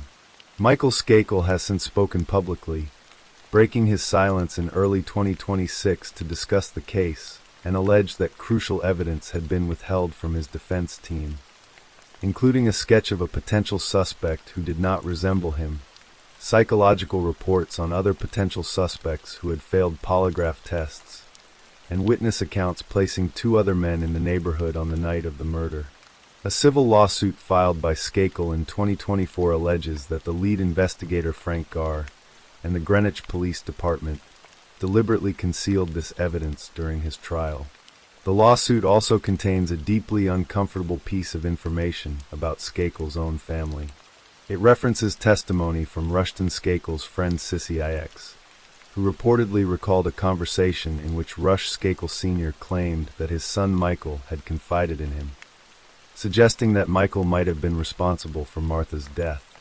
Martha Moxley's murder remains, in the eyes of the law, an open and unsolved case. The weapon came from the house across the street. The only man ever convicted of killing her is now legally free. Her family believes they know who did it. His family and his legal team maintain his innocence with equal conviction. 50 years on from the night before Halloween in 1975, the truth about what happened in Belhaven lives somewhere in the darkness between competing certainties, in the gap between what can be proven and what is known, in the space that justice, imperfect, human, fallible, was never quite able to fully close. Dorothy Moxley died in April 2024 at the age of 86. She had spent nearly half a century fighting for her daughter. She wore Martha's photograph close to her for all of those years, and she never stopped saying her name.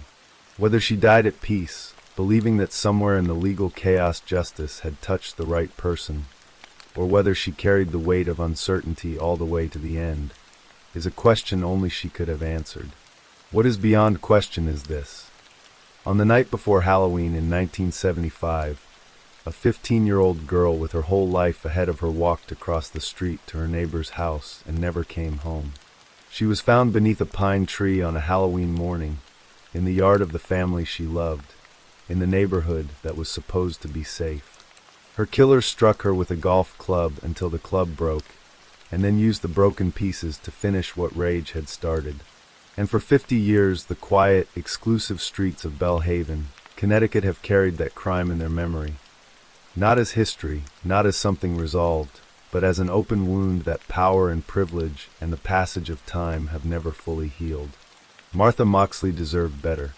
She deserved all the years she never got. Story 6.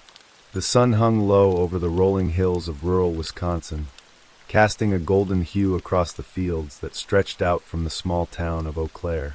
It was a place where everyone knew each other, where neighbors waved from porches and the rhythm of life moved slowly, punctuated by the hum of tractors and the chatter of Friday night football games. But beneath this idyllic surface, a darkness was brewing in the summer of 2024, one that would shatter the town's quiet existence and draw the eyes of the nation to a single name: Taylor Ponaski. Taylor was 22, with a lean frame and a mop of dark hair that often fell into his eyes. To those who knew him, he was a young man of contradictions, charming yet reserved, quick with a joke but prone to brooding silences. He'd grown up in Oaklair, the kind of kid who'd spent his childhood racing bikes down dirt roads and sneaking into the local cinema with friends. His mother, Diane, worked as a cashier at the local grocery store, her hands always smelling faintly of the citrus cleaner she used at home. His father had left when Taylor was 6, a hazy memory of a man with rough hands and a voice like gravel. Taylor had been raised on Diane's modest income, in a small house filled with second-hand furniture and the faint hum of a box fan in the summer. He was bright, teachers said, but restless, his mind always seeming to wander to places no one could follow. By his late teens, Taylor had started to change. Friends noticed he'd become distant, his laughter less frequent, his eyes carrying a weight they couldn't quite place. He worked odd jobs, construction, landscaping, anything that paid cash, but never seemed to settle. He'd show up to work with dark circles under his eyes, his clothes rumpled, as if he hadn't slept. To some, he was just another restless soul in a small town, trying to find his place. To others, he was a young man teetering on the edge of something dangerous. His high school girlfriend, Amanda Klein, later told police he'd been intense, his moods swinging from playful to sullen in a heartbeat. He'd talk about how nobody understood him, she said, her voice soft with the weight of memory. Like he was carrying some secret hurt he couldn't let go of. It was July 14th, 2024, when the first ripples of trouble disturbed Oaklair's calm. The air was thick with humidity that evening, the kind that clung to your skin and made every breath feel heavy. At the edge of town, in a modest ranch-style home on Birch Street, the Peterson family was settling in for the night. Mark Peterson, a 45-year-old mechanic with grease-stained hands and a laugh that filled a room, was sprawled on the couch, a beer in hand, watching a Brewers game. His wife, Laura, a nurse at Sacred Heart Hospital, was in the kitchen, humming softly as she washed dishes, her blonde hair pulled back in a loose ponytail. Their daughter, Emily, 16 and full of dreams of studying marine biology at a college far from Wisconsin's fields, was upstairs in her room, texting friends about a summer party planned for the weekend. The house smelled of Laura's lasagna, the remnants of dinner still warm on the stove. It was an ordinary night, unremarkable in its simplicity, until it wasn't. Around 9:30 p.m., a sharp crack split the air, a sound like a firecracker but louder, more final. Laura froze, her hands submerged in soapy water, her heart suddenly racing. Mark sat up, his beer forgotten, his eyes darting to the window. "What the hell was that?" he muttered, rising to his feet. Before he could move, another sound followed, a scream, high-pitched and raw, cutting through the stillness. It was Emily. Mark bolted up the stairs, his work boots thumping against the hardwood, Laura close behind, her dish towel still clutched in one hand. They burst into Emily's room to find her standing by her window, her phone clutched tightly, her face pale as moonlight. "Someone's out there," she whispered, her voice trembling. "I saw him. He had a gun." Mark pulled Emily away from the window, his hands shaking as he dialed 911. Laura peered out into the darkness, her breath catching at the sight of the backyard, bathed in the dim glow of the porch light. The garden, where she'd spent hours planting tomatoes and marigolds, looked untouched, but the air felt heavy with an unspoken threat. Within minutes, police sirens wailed in the distance, their red and blue lights painting the quiet street in frantic hues. Officers fanned out across the Peterson property, flashlights sweeping the darkness. In the backyard, they found footprints in the soft earth near the garden, leading toward a cluster of trees that bordered the property. A single 9mm shell casing glinted in the grass, its brass surface catching the beam of a flashlight. The Petersons were shaken but unharmed, and the police initially chalked it up to a possible prank gone wrong. A stray shot from a hunter, perhaps, or a teenager messing around. But Emily's description of the figure she'd seen lingered in the officers' minds. A young man, tall and thin, wearing a dark hoodie, his face obscured by shadow. The next morning, Oaklair buzzed with speculation. Word of the incident spread quickly, fueled by coffee shop gossip and posts on local X pages. At the Main Street diner, where retirees sipped coffee and swapped stories, the talk was of little else. "Probably just kids," said one man, stirring sugar into his mug. "Kids don't carry guns," countered another, her voice low. The town wasn't used to this kind of thing. Gunshots in the night, shadowy figures lurking in backyards. It felt like a violation, a crack in the foundation of their safe little world. Parents kept a closer eye on their children, and porch lights stayed on longer than usual. 2 days later, on July 16th, the unease turned to outright fear. At a gas station on the outskirts of town, a clerk named Sarah Mitchell was closing up for the night. Sarah was 28, a single mother with a quick smile and a knack for remembering her regulars' orders. Coffee with 2 creams for Mr. Larson, a pack of Marlboros for Jenny from the hair salon.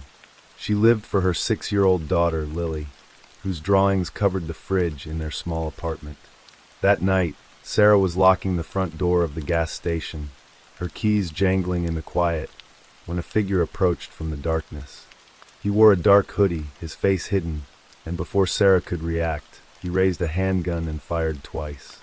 The bullets tore through her abdomen, and she collapsed, blood pooling beneath her on the cold pavement. The figure fled into the night, his footsteps swallowed by the hum of distant traffic. A passerby, a truck driver stopping for gas, found her minutes later, her pulse faint but still there.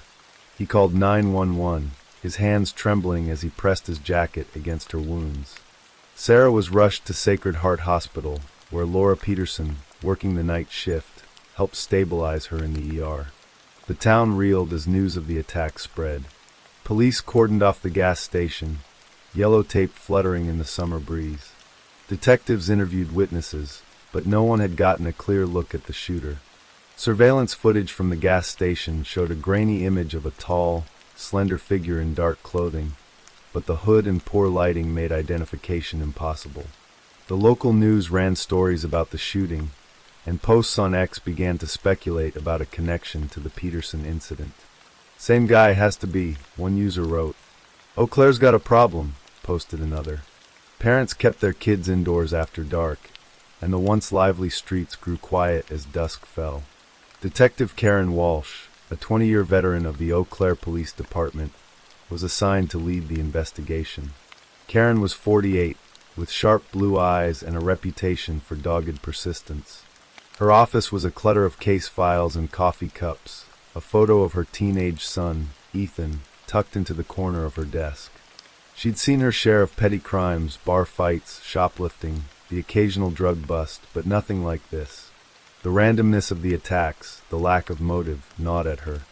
She pored over the evidence, the shell casing from the Peterson yard, ballistics reports from the gas station shooting, Emily's description of the figure. The casings matched, a 9mm handgun, not uncommon, but a start. Karen's gut told her this wasn't random. There was intent here, a pattern waiting to be uncovered. She spent late nights at the station, her desk lamp casting long shadows as she reviewed witness statements and crime scene photos, searching for the thread that would tie it all together. On July 18th, a tip came in from Mike Jensen, a bartender at the Rusty Nail, a dive bar where construction workers and college kids mingled over cheap beer and darts. Mike was a burly man with a graying beard, the kind of guy who knew everyone's secrets but kept them to himself unless pressed. He told police he'd overheard a conversation the night before between 2 regulars, both of whom seemed nervous. One mentioned a guy named Taylor who'd been acting off lately, talking about needing to settle a score. Mike didn't know Taylor's last name, but he described him as a lanky kid in his early 20s, always wearing a dark hoodie, his eyes darting like he was expecting trouble. Karen's ears perked up. It wasn't much, but it was a name, and in a town like Oaklair, a name could lead somewhere. The police began digging into Taylor Ponaski. He was no stranger to them. Small-town departments kept tabs on troubled youths, and Taylor had a record. At 17, he'd been caught spray-painting graffiti on the high school gym, a minor offense that earned him community service. At 19, he'd gotten into a drunken fight at a bonfire party, leaving another kid with a black eye. There were also reports from his high school teachers about his temper, how he'd slam his fist on a desk when frustrated or storm out of class. Amanda Klein, his ex-girlfriend, told police he'd been possessive during their relationship, texting her dozens of times a day, accusing her of talking to other guys. He wasn't violent, she said, twisting a strand of hair around her finger, but he'd get this look in his eyes like he was holding something back. The more Karen learned, the more Taylor seemed to fit the profile of their suspect. Young, restless, and carrying a chip on his shoulder that weighed heavier with each passing year. On July 20th, police brought Taylor in for questioning. The interrogation room was stark, its gray walls lit by a flickering fluorescent bulb. Taylor slouched in a metal chair, his hands stuffed in the pockets of his hoodie, his dark hair falling into his eyes. Karen sat across from him, her notepad open, her voice calm but firm. "Where were you on the night of July 14th?" she asked, her pen poised. Taylor shrugged, his shoulders hunching. "Home, probably. I don't keep a calendar." "And the night of the 16th? When Sarah Mitchell was shot?" Another shrug. "I don't know. Out with friends, maybe." His alibis were vague, his demeanor evasive. Karen pressed him, asking about his recent behavior, his relationships, his work. He gave short, clipped answers, his eyes darting to the door as if he expected to bolt at any moment. She showed him a still from the gas station surveillance footage, the grainy figure in the hoodie. "That look like anyone you know?" she asked. Taylor barely glanced at it, muttering, "Could be anyone." They didn't have enough to hold him, no witnesses placing him at either scene, no physical evidence tying him to the crimes. Karen let him go but assigned a surveillance team to watch him, hoping he'd slip up. The breakthrough came on July 22nd. A hunter named Tom Bradley, out tracking deer in the woods near Oaklair, stumbled across a shallow hole, partially covered with leaves. Curious, he brushed the dirt aside and found a plastic bag containing a 9mm handgun, its serial number filed off. The discovery sent a chill down his spine.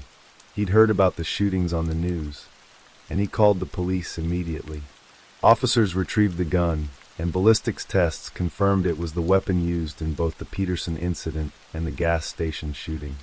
Fingerprints on the bag were faint, smudged by moisture, but one partial print was clear enough to run through the database. It matched Taylor Ponaski. Karen's team moved quickly. On July 24th, they arrested Taylor at his apartment, a cramped one-bedroom above a laundromat that smelled of detergent and stale cigarettes. He was sitting on a sagging couch, a half-empty beer can on the coffee table, when the officers knocked. He didn't resist, but his eyes burned with defiance as they cuffed him, his jaw set tight. In his apartment, they found a notebook tucked under a pile of clothes in his closet. Its pages were filled with scribbled rants, angry words about betrayal, about people who'd crossed him, about a world that didn't understand him. One entry, dated July 10th, read, "They think they can just walk away like I'm nothing. They'll see. They'll all see." There was no clear motive, no list of targets, but the writings painted a picture of a young man consumed by resentment, his thoughts spiraling into a dark place. The case went to trial in October 2024, and Oaklair was gripped by the proceedings. The courtroom, a wood-paneled room in the county courthouse, was packed each day, locals craning to see the young man accused of shattering their town's peace. The prosecution, led by Assistant District Attorney Rachel Carter, built a meticulous case. Rachel was 35, with a sharp mind and a reputation for never backing down. She presented the ballistics evidence, showing how the gun found in the woods matched the casings from both crime scenes. The fingerprint on the bag, though partial, was a critical link. Emily Peterson took the stand, her voice steady despite her shaking hands, recounting the figure she'd seen in her yard, the glint of the gun in the moonlight. Sarah Mitchell, still recovering from her injuries, testified via video from her hospital room, her words halting but powerful. She didn't recognize Taylor, but her description of the shooter, tall, thin, hooded, matched him perfectly. Taylor's defense attorney, Michael Voss, was a seasoned public defender with a knack for finding cracks in the prosecution's case. He argued that the evidence was circumstantial. The fingerprint was partial, he said, and could have been left on the bag at any time. The gun's ownership was unproven. Anyone could have buried it in the woods. He painted Taylor as a troubled young man, yes, but not a killer. "This is a kid who's had a rough life," Voss told the jury, his voice earnest. "No father, a mother working 2 jobs, a town that never gave him a chance to be more than the screw-up they labeled him as." He called witnesses who vouched for Taylor's character, friends who said he'd helped them move furniture or given them rides, a former boss who called him reliable. But the notebook was hard to explain away. When Rachel read aloud one passage, "They'll all pay for what they did to me. Every last 1 inch. A hush fell over the courtroom, the words hanging heavy in the air. The trial lasted 3 weeks, each day a battle of narratives. Was Taylor a cold-blooded predator, targeting innocent people to satisfy some twisted grudge? Or was he a misunderstood kid, caught in a web of bad luck and a town too quick to judge? The jury, a mix of farmers, teachers, and retirees, listened intently, their faces unreadable. On the final day, as closing arguments wrapped, Rachel stood before them, her voice steady. "This isn't about whether Taylor Ponaski had a hard life," she said. "It's about the choices he made. He chose to pick up a gun. He chose to fire it. He chose to hurt people who'd done nothing to him." Voss countered, urging the jury to look at the gaps in the evidence, the lack of a clear motive. "Don't let fear rush you to judgment," he said. "This town wants someone to blame, but make sure it's the right someone." The jury deliberated for 2 days, the longest 48 hours Oaklair had seen in years. On October 28th, they returned with a verdict: guilty on all counts, including attempted murder for the Peterson incident and aggravated assault for the attack on Sarah Mitchell. The courtroom was silent as the foreman read the verdict, Taylor's face impassive, his hands clasped tightly in his lap. On December 12, 2024, Judge Margaret Ellis sentenced him to 25 years in prison, with the possibility of parole after 15. "Your actions caused pain and fear in this community," she said, her voice firm but not unkind. "I hope you use this time to reflect on what you've done." Oaklair tried to move on, but the scars remained. Sarah Mitchell returned to work at the gas station, her smile a little dimmer, her eyes always scanning the parking lot at closing time. She'd started therapy, trying to make sense of the night that had changed her life. The Petersons installed a security system, its blinking red light a constant reminder of their brush with danger. Emily stopped texting friends late at night, her dreams of leaving town now tinged with a caution she hadn't known before.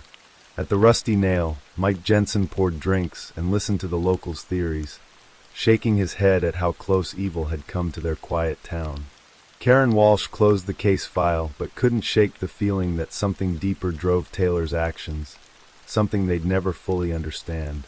She'd seen the notebook, the rage in his words, but there were no names, no specific grievances. Was it a breakup, a betrayal, a lifetime of feeling invisible? She'd never know, and maybe that was the hardest part. She went home each night to Ethan, grateful for his laughter, for the normalcy of their life. But the case lingered in her mind like a shadow. In his cell at Dodge Correctional Institution, Taylor sat quietly, his hoodie replaced by a gray prison jumpsuit. He didn't talk much to the other inmates, didn't write letters home. His mother visited once a month, her eyes red from crying, but their conversations were short, stilted. Late at night, when the prison was still, Taylor would stare at the ceiling, his mind replaying the summer of 2024. The anger was still there, simmering beneath the surface, but now it was joined by something new. Regret, heavy and unrelenting, like a stone in his chest. He'd think about Sarah Mitchell, about the fear in Emily Peterson's eyes, about the town he'd turned against him. He didn't know why he'd done it, not really. The reasons had seemed so clear in the heat of those summer nights, but now they slipped through his fingers like smoke. Oaklair would never be the same, its innocence chipped away by a young man who, for reasons he could never fully articulate, had turned his pain into violence. The fields still stretched out under the golden sun, the tractors still hummed, and neighbors still waved from porches. But there was a wariness now, a quiet understanding that danger could come from within, from the boy next door who'd once raced bikes down dirt roads. And as the years passed, the story of Taylor Ponaski would linger in the town's memory, a cautionary tale of how quickly the ordinary could unravel into something dark and unforgettable. Story 7. The air in New Liskeard, a small town nestled in the vast expanse of northern Ontario, carried a crisp, autumnal promise on the last Saturday of September 1996. It was a place where the stillness of the boreal forest seeped into the quiet streets, a community of around 11,000 souls bound together by familiarity and a shared sense of security. Doors were often left unlocked, and children played outside until the streetlights flickered on, their parents confident in the town's gentle embrace. In this peaceful cocoon lived Melanie Ethier, a 15-year-old girl on the cusp of womanhood, her spirit as bright and vibrant as the fall foliage beginning to paint the landscape. Melanie, known as Mel to her friends, was the kind of daughter every parent dreams of. Born on Christmas Day 1980, she was a gift to her mother, Celine, who raised her as a single parent with unwavering devotion.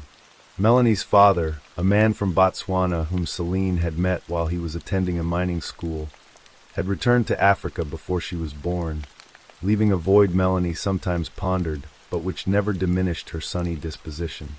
She was an honors student at École Secondaire Catholique Sainte-Marie, a responsible and diligent young woman who already had her future mapped out. She would become a teacher and work with children. This was no idle dream. Melanie was already living a version of it, working at the Garderie Richelieu, the daycare attached to her high school. She was the first to arrive in the morning to set up and the last to leave in the evening, her days filled with the laughter and demands of small children who adored her. She was particularly devoted to her younger sister, Jessie, who was just 5 years old. To Jessie, Melanie was more than a sister. She was a second mother, a constant source of comfort and fun. Melanie was one of only 3 black girls in New Liscard, a distinction that made her noticeable in the predominantly white community. She stood 5 feet 5 inches, with a slender build, warm brown eyes, and long, black hair she often wore in intricate braids and extensions. Her friends described her as having a lovely personality, the salt of the earth. She loved roller skating, ballet, and Highland dancing, and her favorite song was Tracy Chapman's "Give Me One Reason." She was a typical teenager, but with an uncommon maturity and a deep well of kindness. On the morning of Saturday, September 28, 1996, Melanie began her day with a visit to the home of Sylvie Chartrand, her mother's best friend. Sylvie's partner, Dennis Levier, and his son were supposedly out of town on a fishing trip, so it was just the women and Sylvie's young daughter, Stephanie. The visit was ordinary, filled with easy chatter, though Melanie became momentarily upset when she broke a fingernail, a small, teenage frustration that Sylvie later thought might have been magnified by the family's recent financial strains. Their car was broken, and the phone line had been disconnected the day before due to an unpaid bill. Leaving the Chartrand home, Melanie headed downtown. At a bus stop outside the public library, she serendipitously ran into her best friend, who promptly abandoned her homework to join her.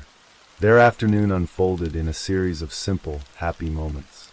They had lunch at Pizza, where Melanie talked excitedly about her dream of one day volunteering in Botswana, the distant homeland of the father she'd never met. They shopped for ingredients, a cake pan, frosting, and candy hearts, for a special birthday cake Melanie planned to bake for her grandmother the next day. The town was small, and their cheerful progress through its streets was noted by many who knew them. As the afternoon light began to fade, the 2 girls met up with a group of friends. Melanie's boyfriend of 3 weeks, Neil Fortier, and their pals Dave Bromley, Jay Denham, and Ryan Chatwin. Neil would later recall that Melanie was in a good mood, her laughter echoing in the cool evening air. The group decided to rent a movie. Around 9 p.m., they picked out the action film Sudden Death and headed to Melanie's house to watch it. When they arrived, Celine was visiting with her own parents in the living room.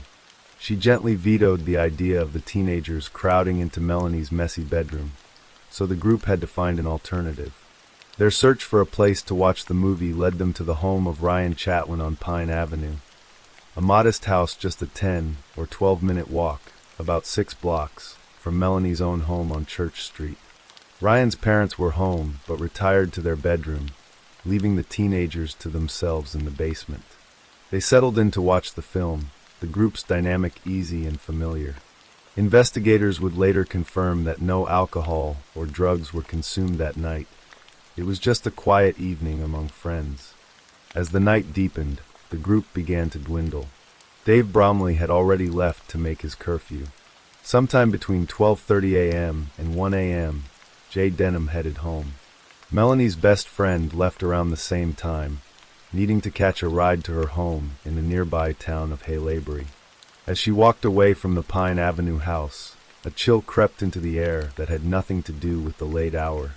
A white or light-colored car, possibly a Chevrolet Monte Carlo, slowed and seemed to follow her, its occupants, two young men, she thought, assessing her in the darkness. Unnerved, she broke into a run, not stopping until she reached the relative safety of the well-lit Armstrong Street Bridge. The encounter was fleeting, but left a residue of fear. She never saw the car again. Back at the Chatwin house, only 3 people remained: Melanie, her boyfriend Neil, and their friend Ryan. The movie ended, and the time came for Melanie to leave. Her family's phone was disconnected, so she couldn't call for a ride, a simple inconvenience that would have world-altering consequences. Though it was unusual for her to walk home alone so late, she set out on foot into the quiet, moonlit night. It was sometime between 1:30 a.m. and 2 a.m. on Sunday, September 29th. One of the boys walked her to the door, watching as she turned west onto Pine Avenue East. A solitary figure in a green Nike windbreaker, blue jeans, and black boots, her form quickly swallowed by the shadows. Her path home was short, a familiar route she had taken countless times. It would lead her over the Armstrong Street Bridge, which spanned the dark, slow-moving Wabi River, then past a gas station and an apartment building. The final stretch involved a poorly lit back road, a shortcut she often took. The night was clear, and a nearly full moon cast a pale, ethereal glow, offering some light along her way. She was just minutes from home, but she would never arrive. The first hint of wrongness came with the piercing sound of an alarm clock. At around 6 a.m., Celine was roused by the alarm in Melanie's empty room. Initially, she wasn't worried. Melanie was responsible, but she was also a teenager who sometimes stayed over at a friend's house without advance notice. Celine turned off the alarm and went back to sleep. A few hours later, a knot of unease began to tighten in her stomach. Melanie's grandparents arrived around 10 a.m. to celebrate her grandmother's birthday, expecting to find a freshly baked cake waiting for them. But the cake ingredients Melanie had so carefully purchased lay untouched. The house was silent. Panic began to set in. Celine and her father drove to a Tim Hortons to buy a replacement cake, and from there, Celine began a frantic series of calls from a payphone. She reached Melanie's best friend, who confirmed she'd left Ryan's house hours before Melanie did. More calls revealed that Melanie had left Ryan's home in the early hours of the morning, intending to walk home. The afternoon sun was high in the sky when Melanie missed her shift at the daycare. That was the final, screaming confirmation that something was terribly wrong. Melanie would never miss work. She would never abandon the children who depended on her. At around 1 p.m., a terrified Melanie Ethier dialed the new Liscard police service and reported her 15-year-old daughter missing. The town's peaceful atmosphere was about to be irrevocably shattered. The search began almost immediately that Sunday afternoon. Police officers fanned out from the Ethier residence, their initial focus on Melanie's short, final route home. They combed the area around the Armstrong Street Bridge and traced the muddy banks of the Wabi River, their boots sinking into the soft earth. By Monday, realizing the potential gravity of the situation, the local police requested assistance from the Ontario Provincial Police, OPP. The response was massive. A helicopter from Sudbury buzzed overhead, its rotors chopping the quiet air. A police dog team from North Bay and a specialized search and rescue dog arrived to scour the area around Pine Avenue. The community, shaken from its slumber, rallied. Volunteer firefighters joined dozens of officers in canvassing the town and the dense surrounding wilderness. Every bush, every ditch, every darkened alleyway was subjected to intense scrutiny. The search expanded. An underwater search and rescue team spent 3 days in the murky depths of the Wabi River. The visibility so poor due to clay deposits that they were forced to feel their way through the cold, black water by touch alone. A hulking C-130 Hercules military transport aircraft was even brought in to survey the vast landscape from above. Yet, for all the manpower and technology thrown at the search, there was nothing. Not a single scuff mark on the pavement, not a torn piece of fabric, not a footprint out of place. It was as if Melanie Ethier had simply evaporated into the cool night air. The police found no useful surveillance footage from the convenience store near Ryan's house, a potential window into her final moments that remained stubbornly blank. Investigators quickly concluded that she had not run away. She had every reason to stay. Foul play was suspected. In the ensuing days and weeks, Melanie's face was everywhere. Posters bearing her smiling image and the desperate plea for information were tacked to telephone poles and taped to shop windows in New Liscard in towns as far away as Ottawa and Montreal. A large, haunting billboard was erected outside the nearby town of Latchford, featuring a photo of Melanie and a question that seemed to be posed by the missing girl herself. "You know what happened to me, so why don't you help?" Celine, her heart a tangled mess of hope and terror, worked tirelessly alongside volunteers to keep her daughter's story alive, her grief channeled into a fierce determination to find answers. As the initial frantic search wound down without yielding any clues, the police investigation deepened, peeling back the layers of the town's quiet life to reveal a darker, more complex reality. The three boys who were with Melanie on her final night were questioned. The cloud of suspicion that settled over them was heavy and suffocating, a burden for any teenager to bear. Neil Fortier, her boyfriend, would later say his biggest regret was not walking her home that night. He passed a polygraph test, and both of the other boys volunteered to take one, but only Neil was ever asked. For years, they would endure whispers and accusations from some in the community, a cruel consequence of being the last to see her alive. Celine Ethier, however, never blamed them, always maintaining her belief that they were innocent and simply unfortunate witnesses to the prelude of a tragedy. The investigation soon turned to the strange vehicular encounters on the night Melanie vanished. The first was the car that had spooked Melanie's best friend.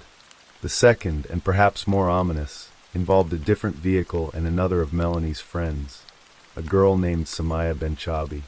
Earlier that Saturday evening, while walking her large dog not far from the Ethier home, Samaya was approached by a large, rusted, windowless white delivery van.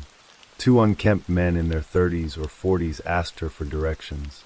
The encounter made her deeply uncomfortable, a feeling amplified when her dog began barking aggressively at the men. She quickly excused herself, and the van drove off. Later that night, the same van, or one strikingly similar, was spotted parked in a dark spot outside the video rental store the group had visited. A man matching the description of one of the van's occupants entered the store around 10:30 p.m. He was middle-aged, with dirty blonde hair, and wore grimy work clothes. He loitered aimlessly, ignoring the clerk's offers of assistance, and left without saying a word. The clerk, who was the sister of one of the boys with Melanie that night, was so unnerved by the man's bizarre behavior that she called her father for a ride home when the store closed. In a shocking oversight, the police would not formally question this clerk about the incident until 2020, 24 years after Melanie disappeared. As years turned into a decade, and then two, the case grew colder, but it never completely froze. The OPP kept the file active, and tips continued to trickle in. Witnesses came forward with fragmented, belated memories. In 2010, the public learned of a couple who had been driving across the Armstrong Street Bridge on the night of the disappearance. They had seen a young girl, walking alone but seemingly untroubled on the bridge's sidewalk.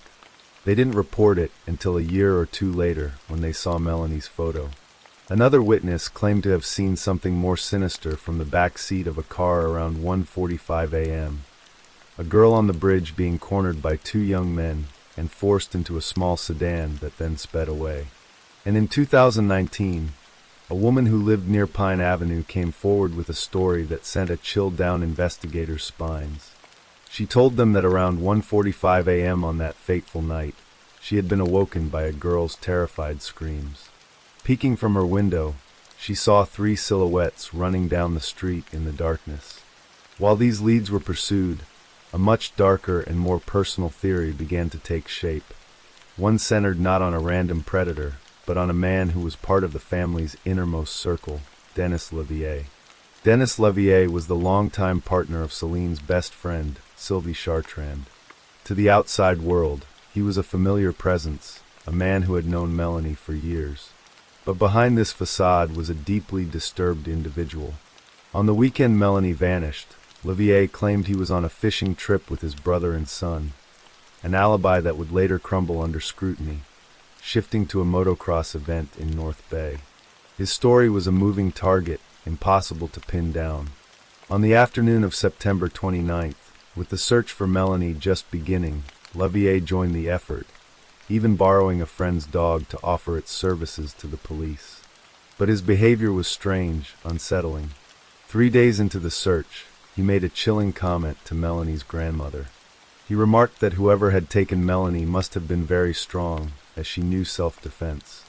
To prove his point, he showed the grandmother deep, angry scratches on his arms, claiming Melanie had made them while they were play fighting. Celine's blood ran cold when she heard this. According to Levier's own alibi, he had been out of town since the Friday before Melanie vanished and only returned after she was reported missing. There was no possible time for them to have play fought. The scratches, which others noted looked fresh, were a glaring inconsistency. Levier later changed his story, telling a neighbor the marks were from brushing against branches while searching in the woods. The lies began to pile up, and Celine, her trust shattered, began to distance her family from the man she had once considered a friend. As the years passed, Levier's predatory nature became horrifyingly clear. It emerged that he had a long and sordid history of sexually harassing and assaulting underage girls, often friends of his own stepdaughter, Stephanie. He would make advances, lure them to hotel rooms with fabricated stories about needing a babysitter, and exploit their trust. The stories were sickeningly similar, a pattern of manipulation and abuse that had gone on for years, whispered about but never fully brought to light. In one of his most monstrous acts, years after Melanie's disappearance, Levier targeted her younger sister, Jessie. He tricked the young woman, then a teenager, into coming to a hotel on the outskirts of New Liscard, again under the guise of work. Once inside, he locked the door and for 4 terrifying hours he consumed cocaine, stripped naked, and made sexual comments toward her while she pretended to text on her phone, frozen with fear. Jessie eventually managed to convince him to let her leave, and the incident cemented her belief that this man was capable of anything, and likely responsible for her sister's disappearance. Despite the mounting suspicion from the Ethier family and others, the police investigation into Levier seemed to lack urgency. Celine felt her concerns were dismissed. In a 2021 interview, Sylvie Chartrand, Levier's former partner, stated that the police only spoke to her once, months after the disappearance, and never spoke to Levier at all while he was alive. In 2013 or 2014, while under the influence, Levier made a drunken confession to 2 friends. He told them he had killed Melanie Ethier. He refused to say what he had done with her body and threatened them into silence. Yet, he remained a free man. The end for Denis Levier came in January 2016. Celine, desperate for a confession, had arranged to confront him. The night before their planned meeting, Levier suffered a massive stroke. It left him paralyzed on one side and able to vocalize only a single sound, which witnesses said resembled the word away. He died in the hospital 2 weeks later, taking any secrets he held to his grave. His family later revealed that he had been diagnosed with dissociative identity disorder and had confessed to his partner that he had dreams in which he was Melanie's killer. The case of Melanie Ethier remains unsolved. It is a story of a light extinguished too soon and a mother's love that refuses to be dimmed by the passage of time. For over 2 decades, Celine Ethier has been the public face of this tragedy, a constant, unwavering voice for her missing daughter. She no longer believes Melanie is alive, a devastating conclusion she came to just 3 days into the search, but her fight for justice has never wavered. The Ontario Provincial Police investigation remains active, with a $50,000 reward offered for information leading to an arrest. Hundreds of tips have been investigated, and hundreds of persons of interest have been identified, but the key to unlocking the mystery remains elusive. Was Melanie the victim of the predatory family friend who lived just down the street? Was she abducted by the strange men in the white van? Was it a case of mistaken identity, connected to other violent crimes that plagued the region at the time? Or was it something else entirely, a random act of violence on a dark, lonely road? The questions hang heavy in the northern Ontario air, a ghost that haunts the community of New Liskeard. The smiling face on the faded posters is a permanent reminder of the night a 15-year-old girl took a 10-minute walk home and vanished from the face of the earth, leaving behind a legacy of unanswered questions and a family's unending grief.